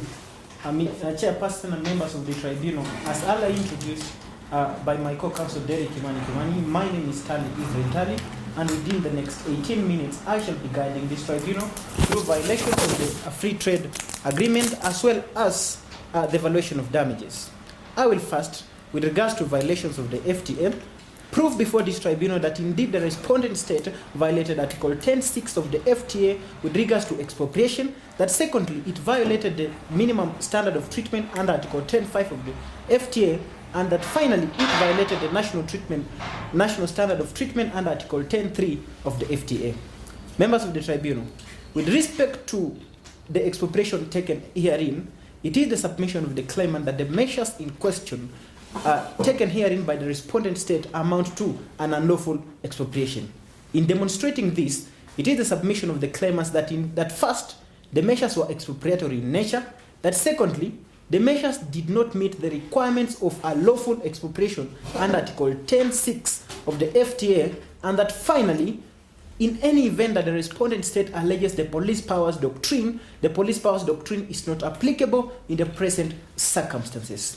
To begin with, members of the tribunal, it is the submission of the claimant that the measures taken herein in question are expropriatory in nature. Expropriation, by definition, members of the tribunal, has been held by the Metaclad versus Mexico ICSI tribunal, particularly at paragraph 103, to include deprivation of a claimant's investments and their rights to that investments. The measures in question herein, members of the tribunal, are first, the termination of the lease agreements; secondly, the enforcement of the termination through the arrest of Mr. John Foster McLean and the destruction of the quarrying property as well as the auctioning of the property by the respondent state. It is the submission of the claimants that the measures of revocation, the measures of termination of the lease agreement effectively seizes Mr. John Foster McLean's rights and title that he had under the mining lease agreements. Therefore, this amounts to a direct expropriation and direct taking by the state. The auctioning of the property of Mr. John Foster McLean further clearly sees that the state directly takes and seizes the property of Mr. John Foster McLean, and therefore these measures amount to expropriatory measures. Secondly, members of the tribunal, the free trade agreement has provided for the conditions for an expropriation to be lawful under Article 10.6. And it has provided for four-tier conditions that are cumulative in nature. Failure to meet any of those conditions then will render the whole expropriation invalid. Members of the tribunal, that first, the expropriation has to be done for a public purpose. The expropriation has to be non-discriminatory. Thirdly, that the measures taken must follow due process. And finally, there has to be payment of prompt, adequate, and effective compensation. In the present case, we submit that first, the measures taken were not taken in accordance with a public purpose. Members of the tribunal, public purpose has been defined by the ICSID tribunal in ADC versus Hungary to include measures that are taken for legitimate welfare objectives as opposed to measures that will direct private benefits to the government. In the present question, members of the panel, from the statement of the defense, the respondent state alleges that he took the measures to bring the actions of Mr. John Foster McLean in compliance with the enforcement of the rule of law. It is the submission of the claimants before this tribunal that such a similar position was raised in the case of ADC versus Hungary. And particularly, the respondent state raised a question that it had just acceded to the European law's regulations. It therefore wanted to harmonize its systems, the Hungarian system, to be in accordance with the European laws. The tribunal was clear and quick to reject that such measures do not amount to a proper public purpose. In the present circumstances, the respondents, in absence of providing any further evidence for directly taking the property, therefore, fail to meet the public purpose requirement. Secondly, members of the tribunal, the measures were not taken in accordance with due process. Due process has been defined at two levels to include that first, members of the tribunal, an investor has to be accorded opportunity to challenge the measures taken under domestic laws, and that secondly, in taking any measures, a respondent state has to follow the procedures and the measures established under domestic laws. In the present circumstances, allow me to invite this tribunal with regards to the lease agreements. The claimants acknowledge that under the lease agreement, the respondent state has the right to terminate the lease agreement. The father has the right to take over the property of the claimant. However, the lease agreements, members of the tribunal, are clear that before any measures are taken with regards to the claimants and the investments, first, there has to be a 60 days notice to the claimant asking them to comply with any breaches alleged therein. In the present circumstances, the respondent state did not give any notice, even a single day notice, to the claimants before terminating the lease agreements. Secondly, the lease agreements provide members of the tribunal, particularly at page 20 of the lease agreements, that even when the lease agreements have been terminated, the respondent government should provide for a period of between 3 to 6 months for the claimant to remove their property from the respondent state's question.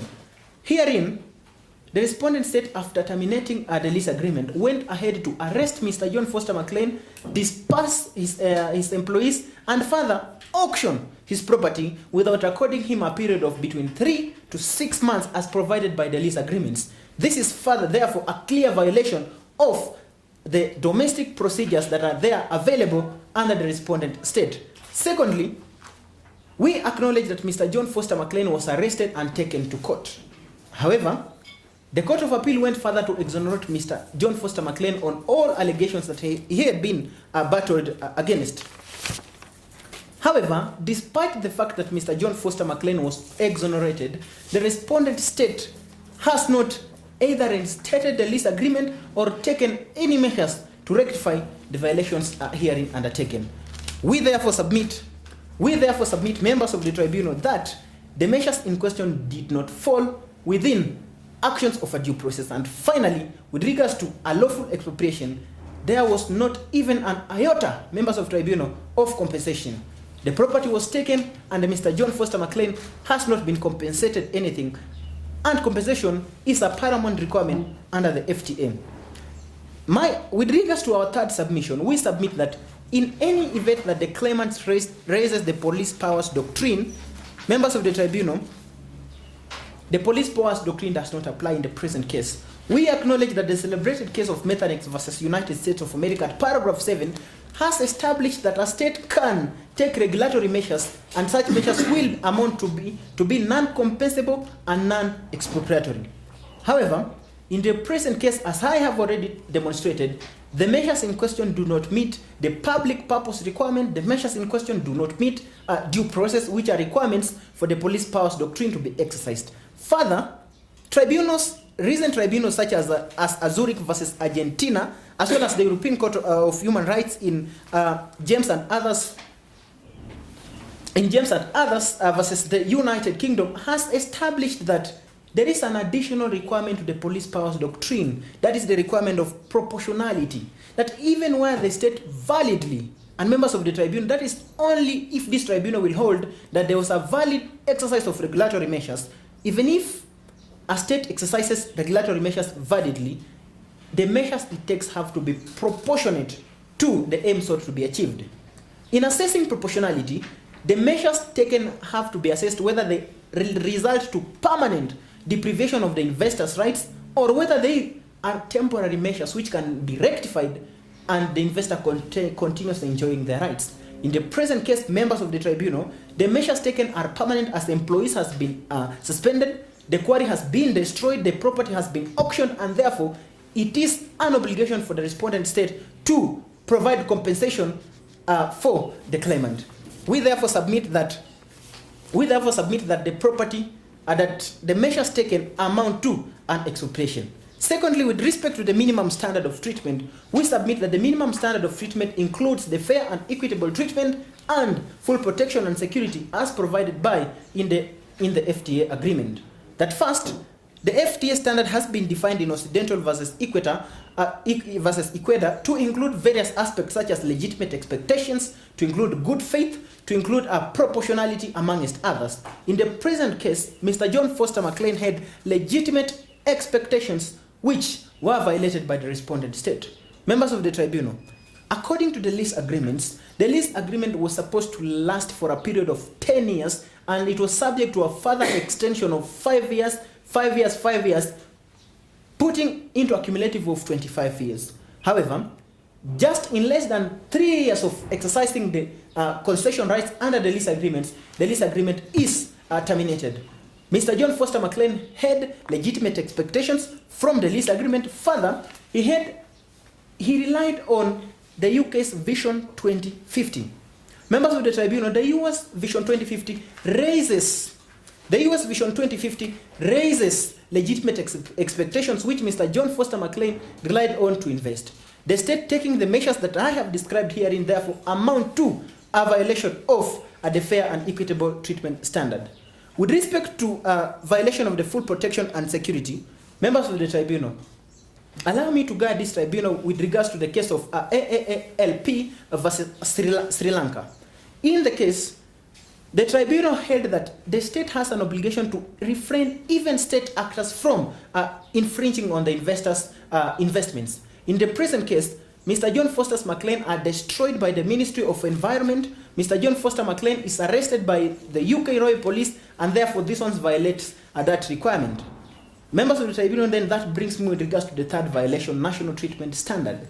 And allow me to guide this tribunal with regards to the test of establishing whether there has been violation of the national treatment standard. That first, there has to be identified a person who is in like circumstances as the investor and that the person should have been accorded less favorable treatment. Members of the tribunal, according to the fact pattern, Mr. John Foster McLean is a shareholder in the company known as Crust. He is a 49% shareholder. According to the fact pattern, the 51% shareholding goes to investors who are from the United Kingdom. Members of the tribunal, the actions taken by the government, the arrests made, are only done to Mr. John Foster McLean, and therefore he is accorded treatment that is discriminatory as against his counterpart investors who are from the UK. We therefore submit that the national treatment standard has been violated. This then brings me to address this tribunal with regards to the question of valuation of damages. And we submit before this tribunal that first, Mr. John Foster McLean should be granted full reparation as established under the Chozu factory case formula. That because Mr. John Foster McLean's investment was destroyed by unlawful actions of the state, as opposed to if the actions were lawful, where this tribunal could be persuaded to apply the Hull formula for lawful expropriations. For that case, Mr. John Foster McLean is entitled to profits and the value that the investment could have attracted presently had the unlawful acts not been committed. With that respect, we submit that the 560 million pounds is the appropriate value for Mr. John Foster McLean to be accorded. Members of the tribunal, this is because Mr. John Foster's McLean project was a going concern. He had invested, it was producing profits, and therefore we persuade this tribunal to apply the discounted cash flows method to calculate the net present values, and therefore this will bring Mr. McLean to be appropriately awarded 560 million pounds. Members of the tribunal, then, this brings me to address this question of whether Mr. John Foster McLean is entitled to moral damages. We submit that, as the respondent state has rightly stated in the statement of the defense, the correct standard, the correct test to apply for moral damages is the test established under by the tribunal in Joseph Lime versus Ukraine. That there is a three-tier criteria. That Mr. John Foster McLean had to first be subjected to unlawful acts such as unlawful arrests or unlawful detention. According to the fact pattern, members of the tribunal, Mr. John Foster McLean was arrested and he was summarily sentenced. Members of the tribunal, the wordings of the statement of claim are clear that the detention was unlawful.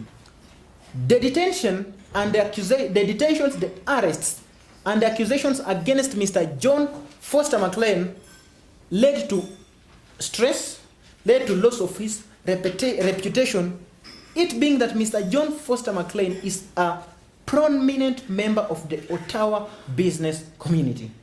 Members of the tribunal, Mr. John Foster McLean was accused of stealing rocks. A meritless criminal prosecution was bumped upon him. All this led to the loss of his reputation, they led to stress, and further, they were grave and substantial. And therefore, Mr. John Foster McLean is entitled to moral damages. With respect to the evaluation of what exact amount of moral damages, we invite this tribunal to accord moral damages as it deems appropriate.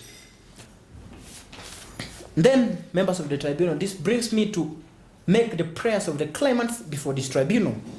That the claimant prays that this court respectfully finds and holds that first, the tribunal has jurisdiction to entertain the present dispute. That secondly, the acts of the United Corps are attributable to the state. Thirdly, Mr. John Foster, the respondent state is responsible for the violations of the FTA agreement with respect to expropriation, minimum standard of treatment and national treatment, and that Mr. John Foster McLean is entitled to 560 million euros economic damages, and secondly, he is entitled to moral damages. Finally, that this tribunal awards that the costs of the present dispute should be borne by the respondent state. Thank you, members of the tribunal. We're going to respond to the claims submitted on behalf of the respondent. I'll start with the two issues, that is whether this ICSID tribunal has jurisdiction to entertain Mr. McLean's claims, but also whether the actions done by the UK company can be attributed to the UK. Well, the jurisdiction of the ICSID tribunal is provided for under Article 25, Sub-Article 1 of the ICSID Convention, and it sets out several conditions which have to be met.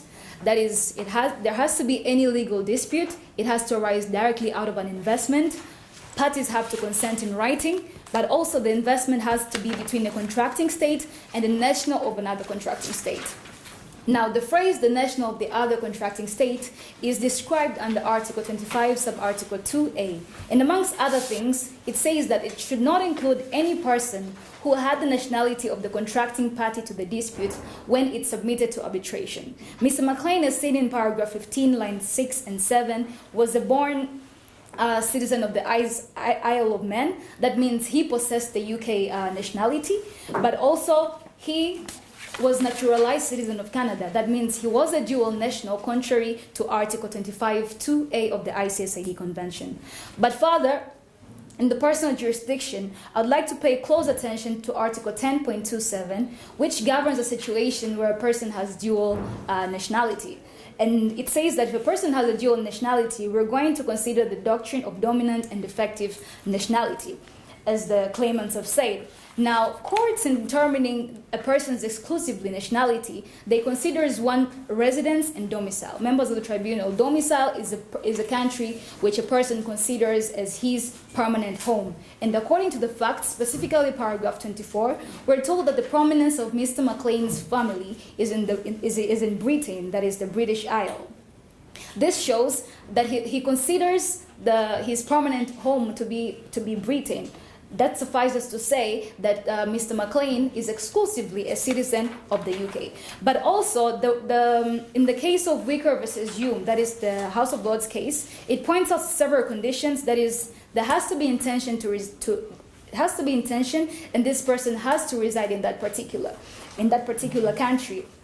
Now we see paragraph 24, as I said, we're going to consider a country that one treats as his or her permanent home. And even though the address is seen under paragraph 16, this does not exactly say that Mr. McLean was considering Canada as his or her permanent home, because in the same case of Wicker versus Hume, it says temporary moving from one's domicile country does not make that country to not be considered as domicile. Having said so, I would also like to add on to the case of Liechtenstein versus Guatemala, where it says that we're going to consider strong factual ties between a state and the person. And one amongst this is the residence of the person's family. And as we have seen in paragraph 24, Mr. McLean's family resided in the Isle of Man. Further in jurisdiction in regard to subject matter, well, claims can only be entertained by the ICSID tribunal if they are covered investments. And covered investment has further been defined under Article 1.3. Amongst other things, it has to be in existence as of the date of entry into force of the FTA. That is the 1st of January of 2018. And amongst other things from the mining lease agreements, parties to the mining lease agreements had to behave in accordance to the UK mining laws. Now, in the UK mining law, particularly Article 3, before starting the operations, Mr. McLean had to make sure that he had obtained the permits. Permits were supposed to be issued by the minister, but in this case, Mr. McLean did not obtain the permits. And even though he claims that permits were misrepresented, he had to exercise due diligence on the obtaining of such permits. This having said so, the investment of Mr. McLean were not recognized by the UK, and therefore they were not in existence as of the dates, that is 1st of January 2018, when the FTA entered into force. Having said that, clearly the ICSID tribunal does not have jurisdiction to entertain this matter because first, it was not a covered investment, but also Mr. McLean does not have the personal jurisdiction in regard to the ICSID tribunal. I'd like to move forward to the second issue, that is whether the actions of the UK company can be attributed to UK. Members of the tribunal, I would like to pay close attention to Article 10.12 of the Free Trade Area Agreement, which says that actions of state-owned enterprises can only be attributed to the state if they are exercising regulatory, administrative, or other governmental authority delegated to it by the party. Means that there must be some sort of delegations from the state to this state-owned enterprise. Members of the tribunal, the UK company was not delegated powers by the UK because even the issuing of the license themselves and even the permits for them to proceed further to start the investments were issued by the minister. If a UK company was delegated powers in regard to the mining, then we expect that UK company would also be the one in charge of issuing the permits and the approvals. But this was not the case. I'd like to support this with the case of Adel Al-Hajj Al-Tamimi versus the Sultanate of Oman, which is the case decided by the ICSID tribunal, the tribunal we're in today, specifically under paragraph 3, from paragraph 318 to paragraph 320. It states the same. That actions of state-owned enterprises could not be attributed to the state because they were not. The state-owned enterprises were not delegated such powers by the state. Further, I'd like to invoke the functional test, which was formulated in 1972 by Aaron Broches, which is the famously known as the Broches test. Aaron Broches was the first Secretary General of the ICSID tribunal, which we're in today, and also the principal drafters of the ICSID convention. And it points out two conditions which have to be met to state that the actions of state-owned enterprises can be attributed to the state. And it says, one, the state-owned enterprises has to be acting as an agent of the government, but two, it has to be discharging essentially governmental functions. Members of the tribunal, UK company was not acting as an agent of the government, because even the permits themselves, even the approvals, they're not the ones who could be able to issue. Instead, they had to obtain them from the minister. But also, they are not discharging essentially governmental functions. Members of the tribunal, I'd like to use the case of Obchodini Banka versus the Slovak Republic, which is also an ICSID tribunal. In this case, it defines what does it mean by essentially governmental functions. It says that to determine whether functions are essentially governmental, we're going to look the nature of these functions and not the purpose. So even if the purpose somehow they're essentially governmental, but if the nature of these activities are not essentially governmental, then the attribution test will not be applicable. For instance, in this case, the Slovak Republic were acting on behalf of the state in facilitating and executing international banking transactions, and the ICSID tribunal held that such functions were not essentially governmental, but rather they were essentially commercial, and therefore they could not meet the Broches test that the functions have to be essentially governmental functions in nature. Therefore, having said that, in regard to Article 10.12, which explains what happens until the actions of state-owned enterprises can be attributed, but also in regard to the Broches test, the actions of the UK company cannot be attributed to the UK. Having said that, I'd like to welcome the second counsel to proceed with other issues. Okay. Good afternoon, members of the tribunal. As the first counsel has stated, my name is Belinda, the second counsel for the respondent, and I shall be addressing the issues of whether Mr. McLean received national treatment as required under Article 10.3 of the FTA, and whether Mr. McLean was given the minimum standard of treatment under Article 10.5 of the FTA. I would like to start with my first issue on whether Mr. McLean received the national treatment as required under Article 10.3 of the FTA. As defining national treatment is a principle under the international law whereby the host country provides to the foreign investor the treatment that is at least as favorable as the one it accords to the national investor. This can be seen under Article 3 of the General Agreements on Tariffs and Trade of 1994. And also on the Article 1102.1 of the North American Free Trade Agreement of 1994, which provided the host state should provide and accord to the foreign investor the treatment that is no less favorable than the one it accords to the national investor. Starting with my first submission is that I would like to submit that the claimant cited no evidence to substantiate his claim under Article 10.3 of the FTA. There are conditions that the claimant must show and prove in order to say that he wasn't given national treatment. First, to identify a local subject for comparison. Second, to demonstrate that he's in like circumstance with the local subject. And third, to prove that he was subjected to the less favorable treatment in the comparison to the local subject. From the facts of the case, paragraph 3, and from the facts of the case, so we can see that the identification of the local subject was not seen, as the claimant provided that there was 50% for the shareholders who were also the national investor. But from the facts of the case, it is not explicitly say that these are the national investors. By saying so, also they are not seeing any activities from the facts of the case according to paragraph 7, which it provides that there's a comparison that Mr. McLean's activities of the mining on the quarry were that there was design, engineering, development, and operation of the portland. But from the facts of the case, there was no identification of a foreign investor, and to prove that there was also activities done by the national investor compared to the foreign investor. I would like to cite the case of Adel Hamad Al-Tamimi versus Sultanate of Oman. It's an ICSID case. According to paragraph 202, the tribunal held that the claimant must provide evidence that the national investor operated within the same or similar approval as the claimant and also carried out the same and similar material conduct as the foreign investor, and that the foreign investor was treated more harshly than the national investor.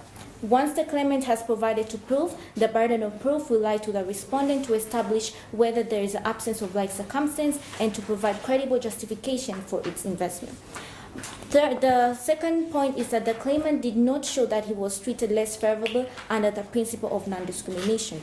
There are two tests for the tribunal to say that the claimant was not given the national treatment. First, the claimant must provide whether foreign and domestic investors are placed in comparable setting or in like circumstance, and second, to provide if measures in question afford to foreign investor less favorable treatment. Therefore, from the facts of the case, it is provided the claimant could not prove that the national investor was there and there in like circumstance, and that the foreign claimant could not prove that the treatment he received was less favorable than the one national investor was treated in comparison. Furthermore, there was no discrimination according to paragraph 9 from the facts of the case, where it can be seen there was right to appeal. So there was no discrimination given to Mr. McLean because he was given fair hearing, where there was right to appeal according to all the illegal action done by the UK Royal Police. Also, on the matter of discrimination, I would like to cite the case of Methanex versus United States of America. It's a UNCITRAL case, but particularly paragraph 25, whereby it was held that for there to be discrimination, there must be a comparison between a foreign investor and a national investor, and to show that they were in like circumstance. From the facts of the case, no comparison was made, and the national investor was not identified. Furthermore, the claimant was given protection by the UK. The principle of national treatment adheres to the issue of protection. UK government officials assured support and operations to Mr. McLean. Particularly in paragraph 6 from the facts of the case, it includes that there must be protection provided to Mr. McLean's investment. Example, the acts done by the UK company can actually be attributed to the UK government. In the issue of attribution, as said by my co-counsel, but the acts done by the UK police and acts done by UK Ministry of Climate and Environment are justifiable actions because first, the two came after the lease arguments were terminated. So for Mr. McLean to operate in the quarry, operating in mining activities, were done contrary to the paragraph 3, article 8 of the UK mining law. So the actions done by the UK Royal Police and UK mining, the UK Ministry of Environment, were justifiable because Mr. McLean operated against and contrary to Part 3, Article 8 of the UK. I would like to start the case of Methanex versus USA, whereby it established the doctrine of police power, whereby it provided that some of the state actions that state will not be liable if they act for the public welfare. They have to act on the following ambits. First, in bona fide regulation, that is to say in good faith, the other for the general welfare. So, for example, for the general welfare, operating outside the approved area, it's against the general welfare. It's against Mr. McLean was against the general welfare because of the operation of the mining activities outside the approved area. It is contrary to the UK mining law, and the operation that were done deprived the public welfare. And also on the issue of in bona fide regulation that is in good faith, we can see that the Mr. McLean's investment continued after the operation and after the lease arguments were terminated. Furthermore, on the issue of whether Mr. McLean was given the minimum salary of treatment under Article 10.5 of the FTA, I would like to submit that the claimant was given the required minimum standard of treatment. Particularly from paragraph 9 from the facts of the case, the claimant was never denied justice, that is, according to Article 10.52 of A of the FTA, whereby it provides fair and equitable treatment, includes obligations not to deny justice in criminal, civil, administrative, or adjudicatory proceedings. From the case of Azinian versus United Mexican State, it's an ICSID case. It was held that in order for there to be denial of justice, there must be undue delay of justice, and second, there must be administrative of justice in an inadequate way. None of these were done by the respondent because the claimant was given fair and equitable treatment, as well as the protection and security, and the minimum standard of treatment was adhered to. However, there is also the principle of proportionality, seen in the case of Kim versus Uzbekistan, an ICSID case particularly from paragraph 413, whereby it was provided the principle of proportionality will be denied if the foreign investors' investments are not in compliance with the national law. So from the facts of the case, the claimant operated without permits, that is contrary to Part 3, Article 8 of the UK mining law. Furthermore, the claimant failed to prove that there was discrimination treatment imposed to him by the host state. According to Article 10.54 of the FTA, it provides that there should be the principle of non-discrimination. The principle aims to ensure that foreign investors are not discriminated by the host state by any means. Therefore, by stating that the respondent did not actually discriminate the claimant, first, it can be seen, he was given the right to appeal. According to the case of Adel Ahmad Al-Tamimi versus the Sultanate of Oman, the tribunal concluded that there was no credible evidence that the respondent did not provide minimum standard of treatment, hence there is no breach of minimum standard of treatment. So from the facts of the case, there is no any evidence to show that the respondent did actually discriminate the claimant. Furthermore, the claimant does not elaborate well on the point of mistreatment. I would like to submit that the claimant was not actually mistreated by the UK. All the mistreatments were done by the UK company. For example, on the action of the UK Royal Police and the UK Ministry of Environment and Climate Affairs, I can say that the respondent admits that those actions were justifiable. This also brings back to the principle of proportionality, as I stated, from the facts from the case of Kim and others versus Uzbekistan, an ICSID case whereby there must be a balance of treatment between foreign and national investment, and however, the foreign investors should comply with all the national laws and the principles to be adhered to, but the claimant failed to comply with the national laws. I pray before this honorable tribunal to dismiss the claimant's defense and not conforming to Article 10.3 and Article 10.5 of the FTA. I would like to welcome my co-counsel to proceed with the other issues. Thank you. My name is Stephen, as I've been introduced by my co-counsel. I will address this honorable tribunal whether there was expropriation and whether the claimant is entitled to damages. Your Excellencies, I would like to start with the issue of expropriation. Your Excellencies, respondent understand that states have a sovereign right to take properties owned by the national or aliens through expropriation for economic, political, social, or any other purpose. Your Excellencies, claimant submitted that there was expropriation, but here respondent we deny that there was no expropriation. First, we'll start to deal with the elements that the claimant they rose. I would like to deal with the element of non-discrimination. Your Excellencies, as my co-counsel cited the case of Methanex versus United States, particularly at paragraph 25, they said, when the tribunal like this analyze the issue of non-discrimination, they have to compare with the local investor. Your Excellencies, claimants failed to establish a local investor to comply with, so there was no discrimination. Your Excellencies, also we can just admit that the expropriation is divided into two. There is a direct expropriation and indirect expropriation. Your Excellencies, here the direct interference by the UK company is that action is not attributable to the UK, as my co-counsel submitted, that there was no direction or delegation as Article 10.1, particularly paragraph 2, that UK and Canada, they agree, they said, in order there to be a liability for host state, there must be delegation, instruction to that local state enterprises to deal with actually direction to deal with interference. So there was no so the actions of the UK company is not attributable because there was no delegation to the UK company to deal with the investment. Furthermore, we like to refer in the case of Adel Ahmad Al-Tamimi versus Sultanate of Oman, ICSID case. In this case, they said the test in article in this case they interpreted an article of FTA agreement which is similar with this article. They say that this test must be met, that there has to be a delegation. But Your Excellencies, we are seeing from the facts of the case, there is no anywhere that there was instruction by the UK to the UK company to make the physical interference of this Mr. McLean investment. Furthermore, we'd like to proceed on the issue of indirect expropriation. Your Excellencies, it has been a debate to distinguish between indirect expropriation and normal regulatory measures. However, we have cases and doctrines differentiate between the two. I would like to address this Honorable Tribunal on that regard.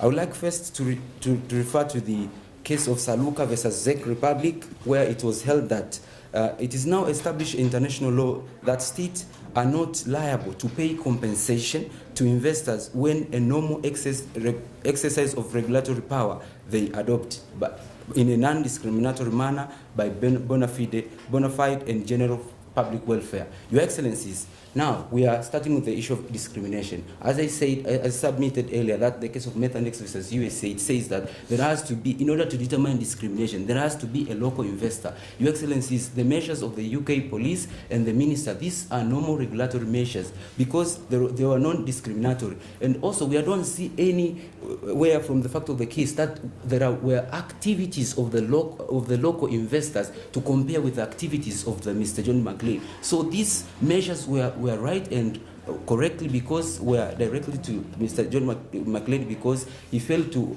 oblige with the laws.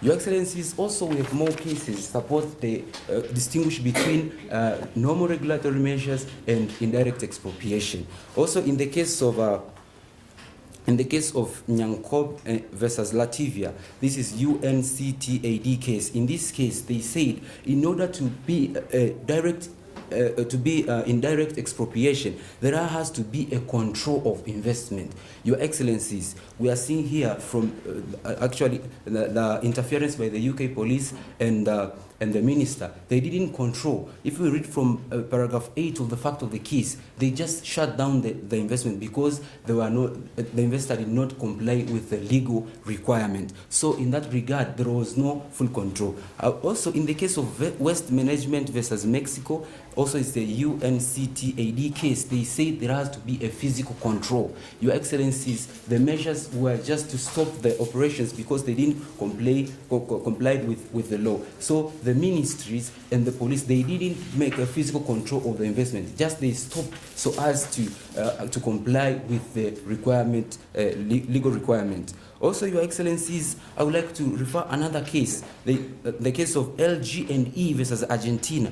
In this case, they said there has to be a full destruction of the investments. Your Excellencies, I would like to refer you in paragraph 11 on the fact of the case. They say that the investment of Mr. John McLean was distracted, but the facts does not tell to what extent there was a destruction. This case said that there has to be a full destruction. So here, there was no full distractions, and those are normal regulatory measures. And also, we want to cement on the police power doctrine. In that doctrine, it allows the state to take normal regulatory measures if are non-discriminatory. And these measures were non-discriminatory as the claimant failed to prove how they were discriminatory. Your Excellencies, so to speak, now I would like to proceed with the second issue, whether the claimant is entitled to damages. Your Excellencies, it is the respondent's submission that UK cannot be liable to pay damages whatsoever, as there was no link of the actions of the UK to the suffering of the claimant. As I submitted that, the UK company actions are not attributable to the UK because the agreement, FTA agreement, limits that attributions, that it's only upon delegation. So there is no cause link. Your Excellencies, I would like to refer you in the case of Lamire versus UK. In this case, they held that there has to be a causal link between the suffering of the claimant and the actions of the respondent, which is UK now. So there is no a causal link that the UK caused that. Your Excellencies, also I'd like to submit that in regard to the doctrine of police power doctrine, that the state will not be liable for compensation when they interfere the investment of the foreign investor upon normal regulatory measures. And this has been cemented in the case of Fieldman versus Mexico. So, Your Excellencies, these were normal regulatory measures. There were no indirect expropriation. So to speak, that the UK is not liable to pay any damages in that regard. Your Excellencies, now I will address this on the types of damages. That's the economic damages and moral damages. On economic damages, from the paragraph 11, the claimant rose the allegation of 506 pound millions. Your Excellencies, the damages are not explanatory itself. What are they for? Your Excellencies, I will refer you in the case of Adel Hamad Al-Tamimi versus Sultans. They say that the exaggerated damages will not be payable. So in that regard, they are not suffice for the damages. Also, in the case of Adley versus Bandexley, in this case, they were determined how to award damages. They say remote damages which are huge or exaggerated, they cannot be awarded. They said remote damage cannot be awarded. Also, in another case of the Safir International Petroleum Limited versus National of Iranian Oil Company, it was held that the purpose of awarding damages is to put a person suffered on the same pecuniary position. Your Excellencies, these damages, they are not evaluated for what. So it just the claimant just point out the damages, but they didn't analyze the damages. So those damages cannot be awarded. Furthermore, I would like to proceed on the issue of moral damages. Your Excellencies, the elements set up in the case of Joseph C. Lamire versus Ukraine were not met. First, there has to be illegal detention. Your Excellencies, as my co-counsel submitted, the detention of the claimant followed after termination of the lease agreement. So the detention is lawful.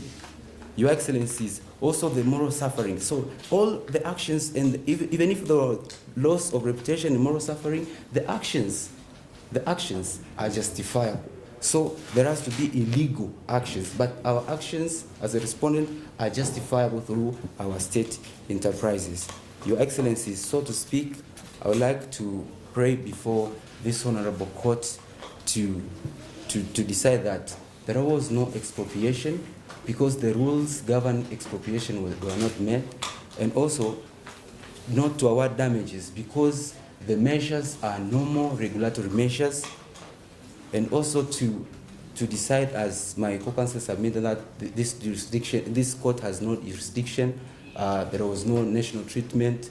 So to speak, I would like to rest my case. Thank you. If you could quickly respond to an issue that they raised about the question of the 50% shareholders not being afforded the same treatment as Foster.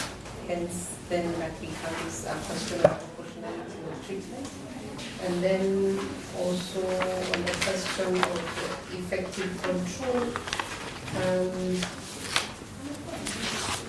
on the question of police power doctrines, I would like a further argument on your side as to why that cannot be deemed as effective control. Your Excellencies, we are submitting that first of all, Mr. John McLean did not comply with the requirements of law upon establishing these two companies. He was supposed to acquire a proper permit for these two investments. So in that regard, so because the company operates as a legal person, so that the measure goes to the company, the entire company, even if he has some amount as a shareholder in that regard. And also, Your Excellency, on regard to the doctrine, police power doctrine, this is a doctrine which enables to differentiate between indirect expropriation and normal regulatory measures. We are saying the measures are normal regulatory, particularly on the UK police and the minister, because in this doctrine it set out the limits of the doctrine. If there is a discrimination, that doctrine cannot apply. Your Excellencies, as we submitted that, members of the tribunal, as we submitted that there was no local investor to compare with, as it was observed in the case of Methanex versus USA, so as to establish a discrimination. So discrimination they cannot argue there was a discrimination without having a comparison. How was Mr. John McLean was discriminated? Thank you. The Claimant will be raising his buttons in two ways. I'll respond first and then he'll respond second, using 5 minutes each. First, it was with regard to the question of nationality. The respondent submitted that according to Article 25, Sub-Article 2 of the Exit Convention, dual nationals are estopped from claiming as against, from raising any claim in this tribunal. It is indeed correct that Article 25, Sub-Article 2 of the Exit Tribunal exempts dual nationals from claiming under the Exit Convention. However, where a bilateral investment treaty has provided for dual nationals claiming under this before this tribunal, then this tribunal is able, or a dual national is able to approach this tribunal and seek any reparations that he or she may seek. In this case, as been established in various cases, just to mention but a few, the case of Champion Trading versus Egypt, the case of Sofraki versus Italy, both in all these cases, dual nationals were able to claim as against their states, the respective states. And in this case, for the respondents to extend an invitation to this tribunal to hold that by virtue of Mr. John Foster McLean enjoying dual nationality of him being a national of the United Kingdom and a national of Canada, he is not subject to enjoy protection under the BIT. We ask this tribunal to decline that invitation. Moreover, having established that Mr. John Foster McLean is a dual national, the test that ought to be applied is that of effective and dominant nationality. In substantiating their case, the claimants cited the case of Wicca versus Hume and stated that the only factors that ought to be considered by this tribunal are that of intention and domicile. And they further went to state that temporary moving to a place does not mean one has domicile in that place. It is stated clearly from the fact pattern at paragraph 15 that Mr. John Foster McLean has been a naturalized citizen of Canada since 1970. Simple calculation will prove that Mr. John Foster McLean has been a Canadian national for 49 years. Members of the tribunal, this is not in essence temporary moving to a place, and it was also stated while making the submissions, while citing the case of Liechtenstein versus Guatemala, that there ought to be strong factual ties.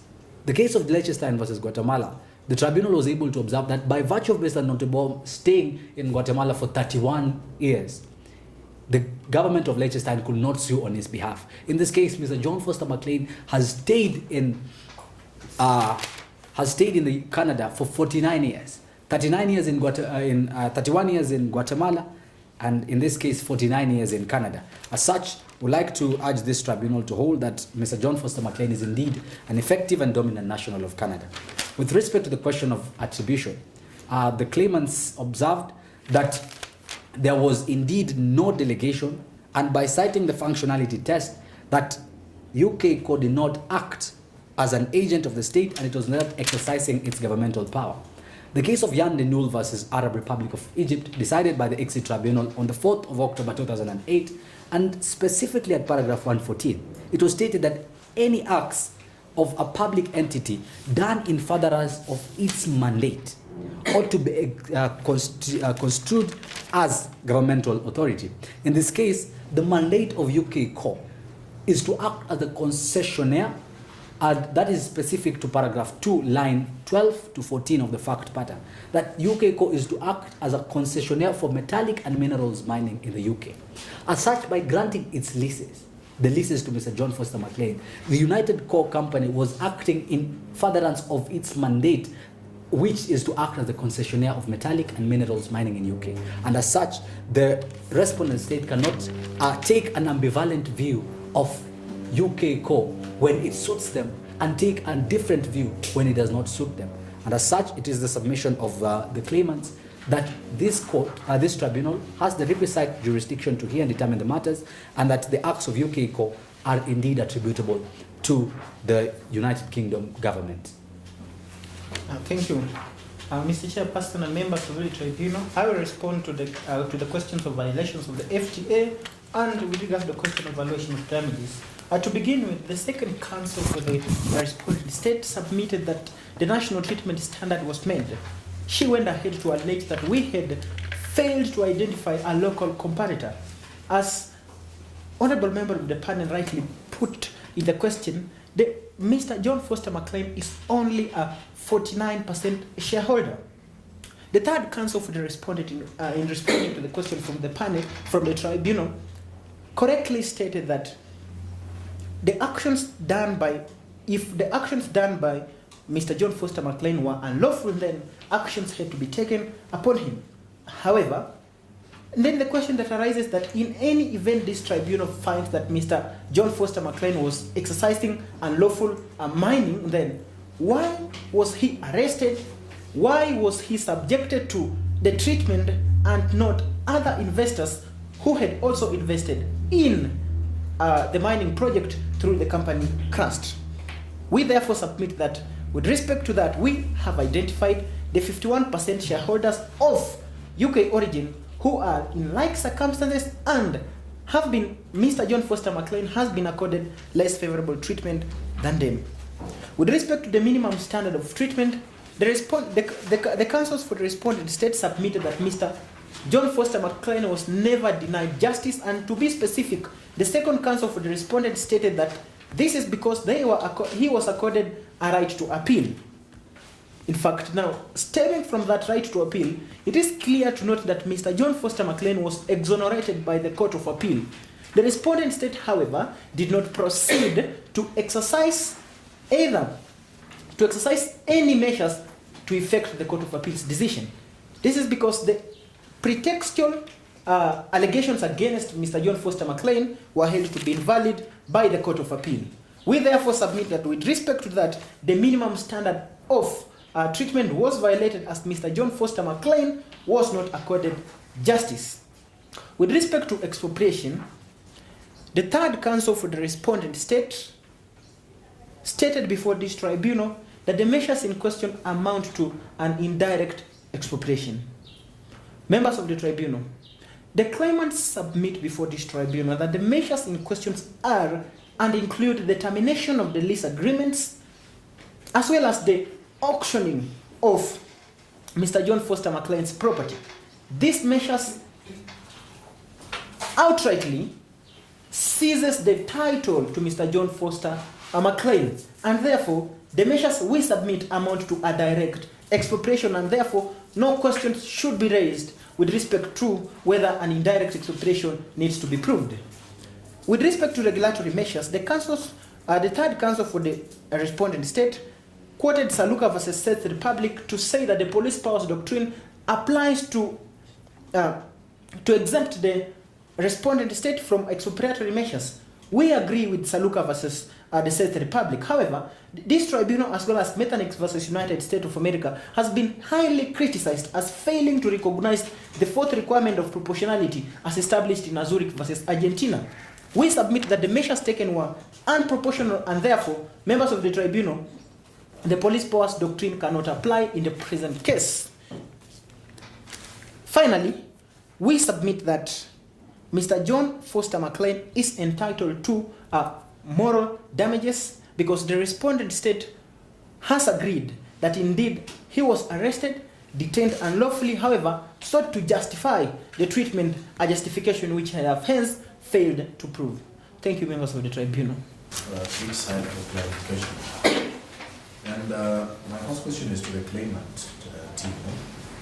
The fact of acquittal of the claimant on appeal, how does that sit in terms of the doctrine of due process which you had alluded to and the respondents also made reference to? Does it follow that the fact that every criminal prosecution must result in conviction, and if there is no conviction, then that prosecution is illegal or unlawful if you are acquitted on appeal? Is there a requirement that a state must find a conviction in every criminal prosecution, or is it enough that a prima facie case has been established, and in this case at least there was a conviction on first instance if there was an acquittal on appeal? Is it not required of you to demonstrate that in fact over and above the prosecution, there was malice, there was some intention beyond just the criminal administration of justice, so that you can establish that this in fact was illegal or actuated or motivated by facts other than just the requirement that one is taken through due process. So think about that and reflect and give me an answer on that, because it is one of the foundations for your claim for damages. So must there be conviction? And if there was conviction and appeal and the accused person is set free, does it still amount to unlawful or illegal or irregular prosecution? Secondly, the second question is to the respondent. You talked about essential governmental exercise of essential governmental authority or commercial purpose. Governmental purpose, and particularly for the company UK, which was a concessionaire. At what point do you draw the line between governmental purposes and commercial objectives?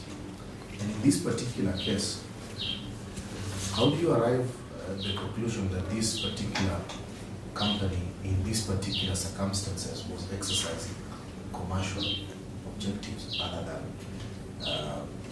essential governmental objectives?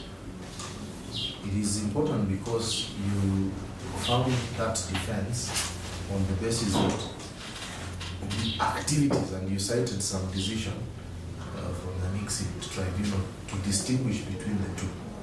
Now, I wanted to hear a bit more on how that then applies to the fact situation which you have been given, and whether it is material that the entity has quasi-governmental and commercial attributes at the same time.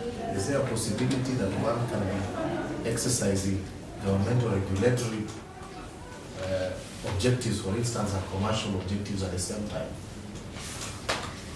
And then I heard you quote article, I think that was Article 10 of the NAFTA Treaty, North America Free Trade Area Treaty. What was the relevance in the context of the facts which are before it?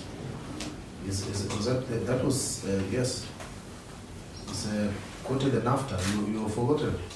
NAFTA. FTA, this is the Canada and UK agreements. The FTA, so it's The on the FTA, front, like Free NAFTA. trade agreement. Oh, the FTA. Yes, it's the. Okay, not NAFTA. Okay, I was just wondering what the context is. If it was just FTA. So those two questions, right? I will begin by agreeing with you that the mere fact that there has been a conviction or rather an acquittal does not mean that the procedure or rather the process denied due process. I will further now invite this tribunal to consider whether there was something additional to either malice or other motives for the prosecution. And in assessing this, it is important to look now at the effect of the Court of Appeal decision. And that is the position of the claimants, that the Court of Appeal exonerated Mr. John Foster McLean of the allegations against him. So the question is, what were the allegations? The allegations included that he was operating outside the provided area, he was operating without the necessary permits. In fact, he had been forced to sign a commitment to cease mining operations. So the effect of the ruling was that the government then was to go and reinstate the status quo that existed before Mr. John Foster McLean was the meritorious criminal prosecution. However, the state fails to take any actions, and it is this failure to act upon the Court of Appeal's decision that we submit that he was now denied the effect of due process. If that answers your question. Okay, to elaborate the issue of essentially governmental functions, these are functions which are fundamentally in their basic nature connected to public interest. And mining are not essentially, are not fundamentally or basic nature connected to the public interest. And this is what was seen in the case that I stated of Obchodini Banka versus Slovak Republic. So it also states that even though the nature I mean, even though the purpose of such operations or such functions can somehow lead to the public interest, but as long as the nature or how it appears does not seem to have direct connection to the public interest, then it will not be considered as essentially governmental functions. Thank you. If I heard you correctly during the department, you said you have shifted your argument now to the test of effective nationality and BITs and not the test and the exit. Is that the position that you have now taken? The claimant has not shifted the position. However, it is the position of the claimant that Article 25(2) of the Exit Convention prohibits dual nationals from claiming. However, an exception is laid out to this prohibition that where a BIT provides for or empowers dual nationals to seek a remedy from this tribunal, then the tribunal is mandated to interpret that BIT in determining the effective and dominant nationality. And in this case, it is clear from the FTA that at Article 10.27 that there is a provision for dual nationals to seek under the BIT. Okay, then when you're raising your arguments on the question of residency vis-a-vis nationalism, what I need you to clarify especially is, one, whether a residence in a particular country can then be inferred as nationality, that you can then become naturalized, and two, now that you have provided us with the Canada description of who a national of Canada is, yes, do you have the evidence, or rather the position of UK on who is not a UK citizen? On who is not? Yes. Thank you very much, member of the tribunal. With regards to the question of residence informing nationality, it is indeed true that from various states, in order for a person to be given or to be accorded citizenship, there is a consideration of his residence in a particular nation. However, in this case, we are not pegging, the claimant is not pegging its case on merely residence. Because in the decision of the Iranian and United States Tribunal, case number A/18, it was stated that various relevant factors ought to be considered in assessing effective and dominant nationality. These factors include, but are not limited to, habitual residence, center of interest, family ties, participation in public life, and other evidence of attachment. And that is why the claimants seek to substantiate that Mr. John Foster McLean is not only resident in Canada, he is also a member of the Ottawa business community and a prominent member for that fact. He is also seen to participate majorly in public life in Canada. And as such, assessing these factors cumulatively, it should be seen that Mr. John Foster McLean has his effective and dominant nationality in Canada, as opposed to having effective and dominant nationality in the UK. And as also stated in the case of Leicester versus Guatemala, residence in a place for 31 years was held in that case to prove that indeed his effective and dominant nationality was in Guatemala rather than in Liechtenstein. In this case, Mr. John Foster McLean has been a naturalized citizen of Canada since 1970. A quick sum, that will be 49 years to this date. Good. Thank you very much, ladies and gentlemen. That brings us to the end of the submissions. The tribunal will retreat for deliberations. Thank you. I feel very proud to see all of you hard at work with your submissions. It's very inspiring and humbling actually to see the kind of submissions that can be made and the kind of written submissions that can be drafted by you still as students. I think it's something we should have aspired to be when we were younger, but here we are. There is hope for everyone. I will proceed to announce the results of our panel 1. There was a lot of work that was put in, some amazing submissions that were done, but there always has to be a winner. The winner for panel 1 is RMP6 with an average of 88.34. followed by RMP 20 with an average of 77.44. Let's clap for all of them. RMP 3, 81.5, and RPM 21, 84.5. So, between those two, RPM 21 is the winner. Let me also thank the council for the claimant, the respondent, and the other way. We saw some very good submissions. There was very hard work that was put into the written submissions that also translated into the oral submissions. So I would encourage you to continue with that line of hard work, of commitment, and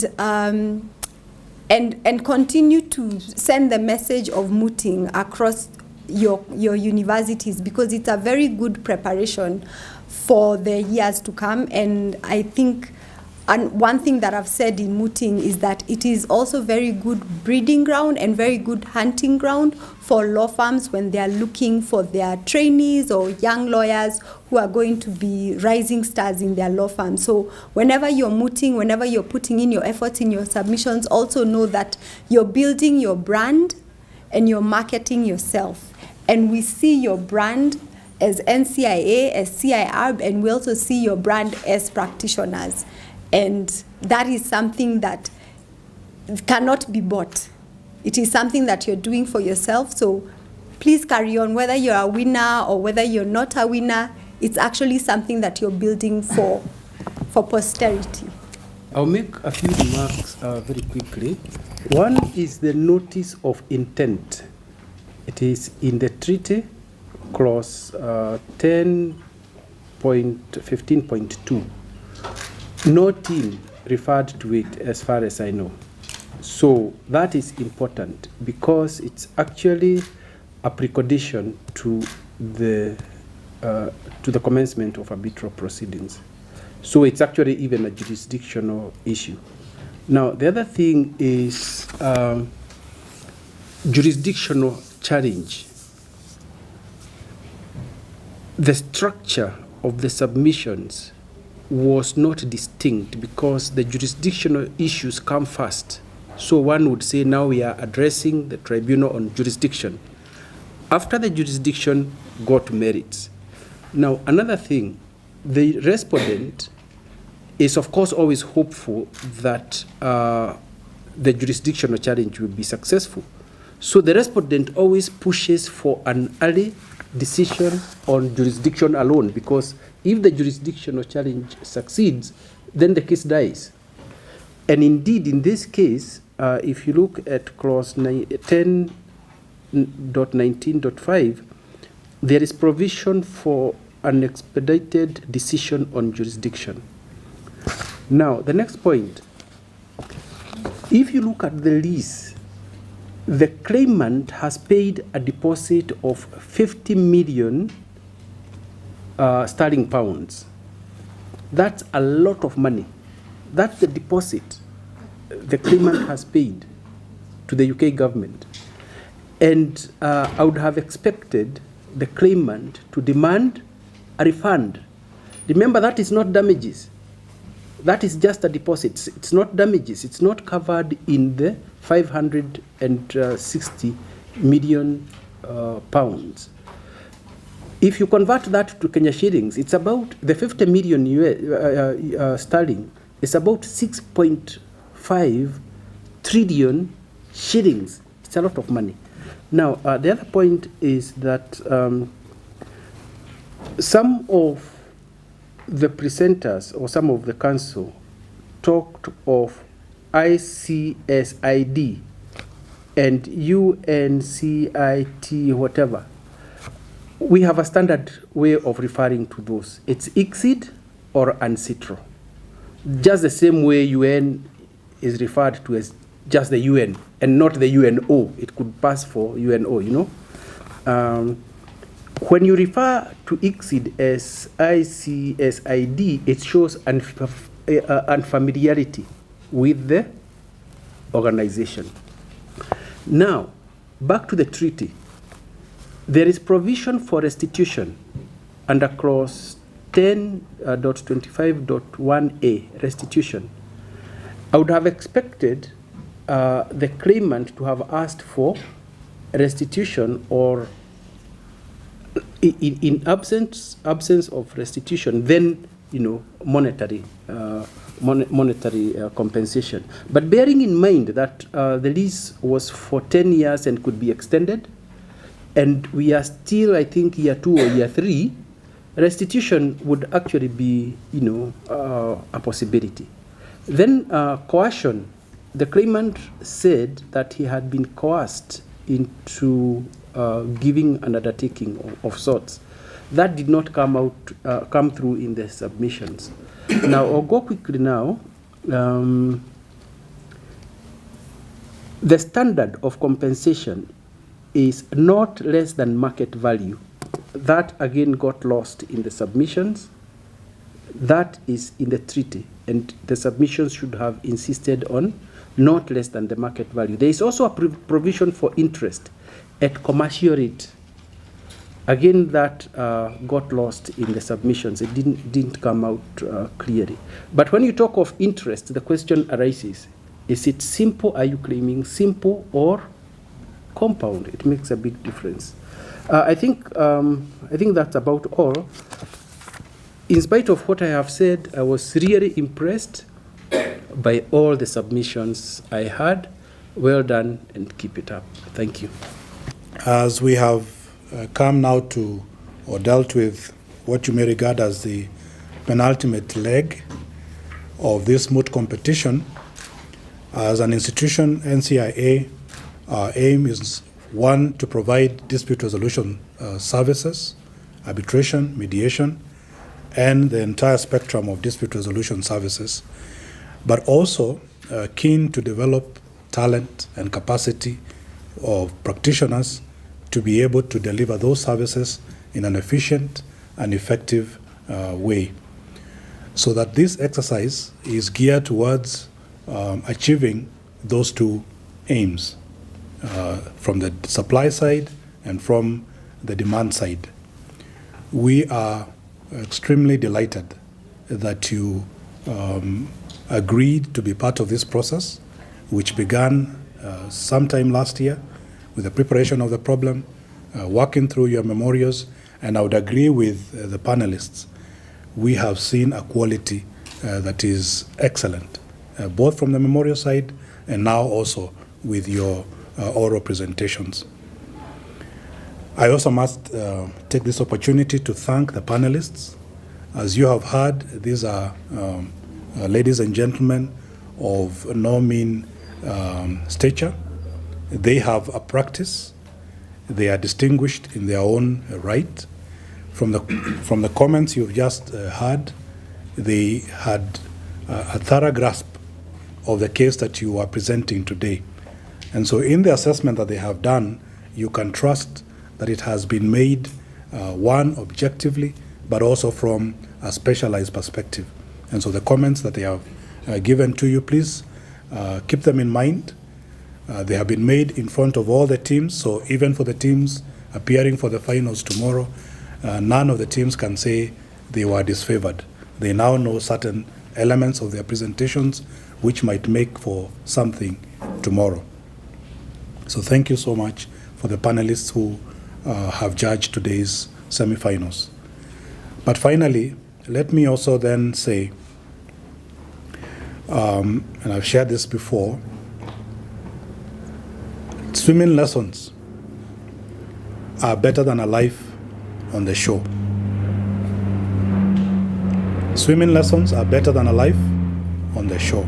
As a continent, we have been, either by perception or misperception, been regarded as those who, at least in this field of international arbitration, been on the shore, watching others swimming. And we have not dared, as at least, to come near the waters. By this kind of competition, what we are saying, we are now daring to learn. And you have become the first group, at least from this moot, to put your waters in your legs into the water.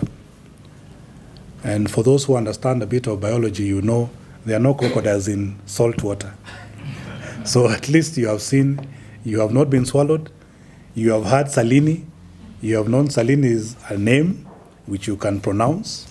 You have heard the issues of expropriation, which when you compare with your own domestic laws, you realize it's actually compulsory acquisition by another name. And so what we want to do also is to demystify the practice, so that by the time you're entering your practice, you are familiar with another field which opens doors for you and advances the cause of our continent. As we have been told, I think we cease to be the continent of the future. We are in that future, and therefore we need to prepare a substantial pool of practitioners who can aid our respective countries towards resolving disputes in this future. So in the spirit of the community, we are glad that you have taken part in this.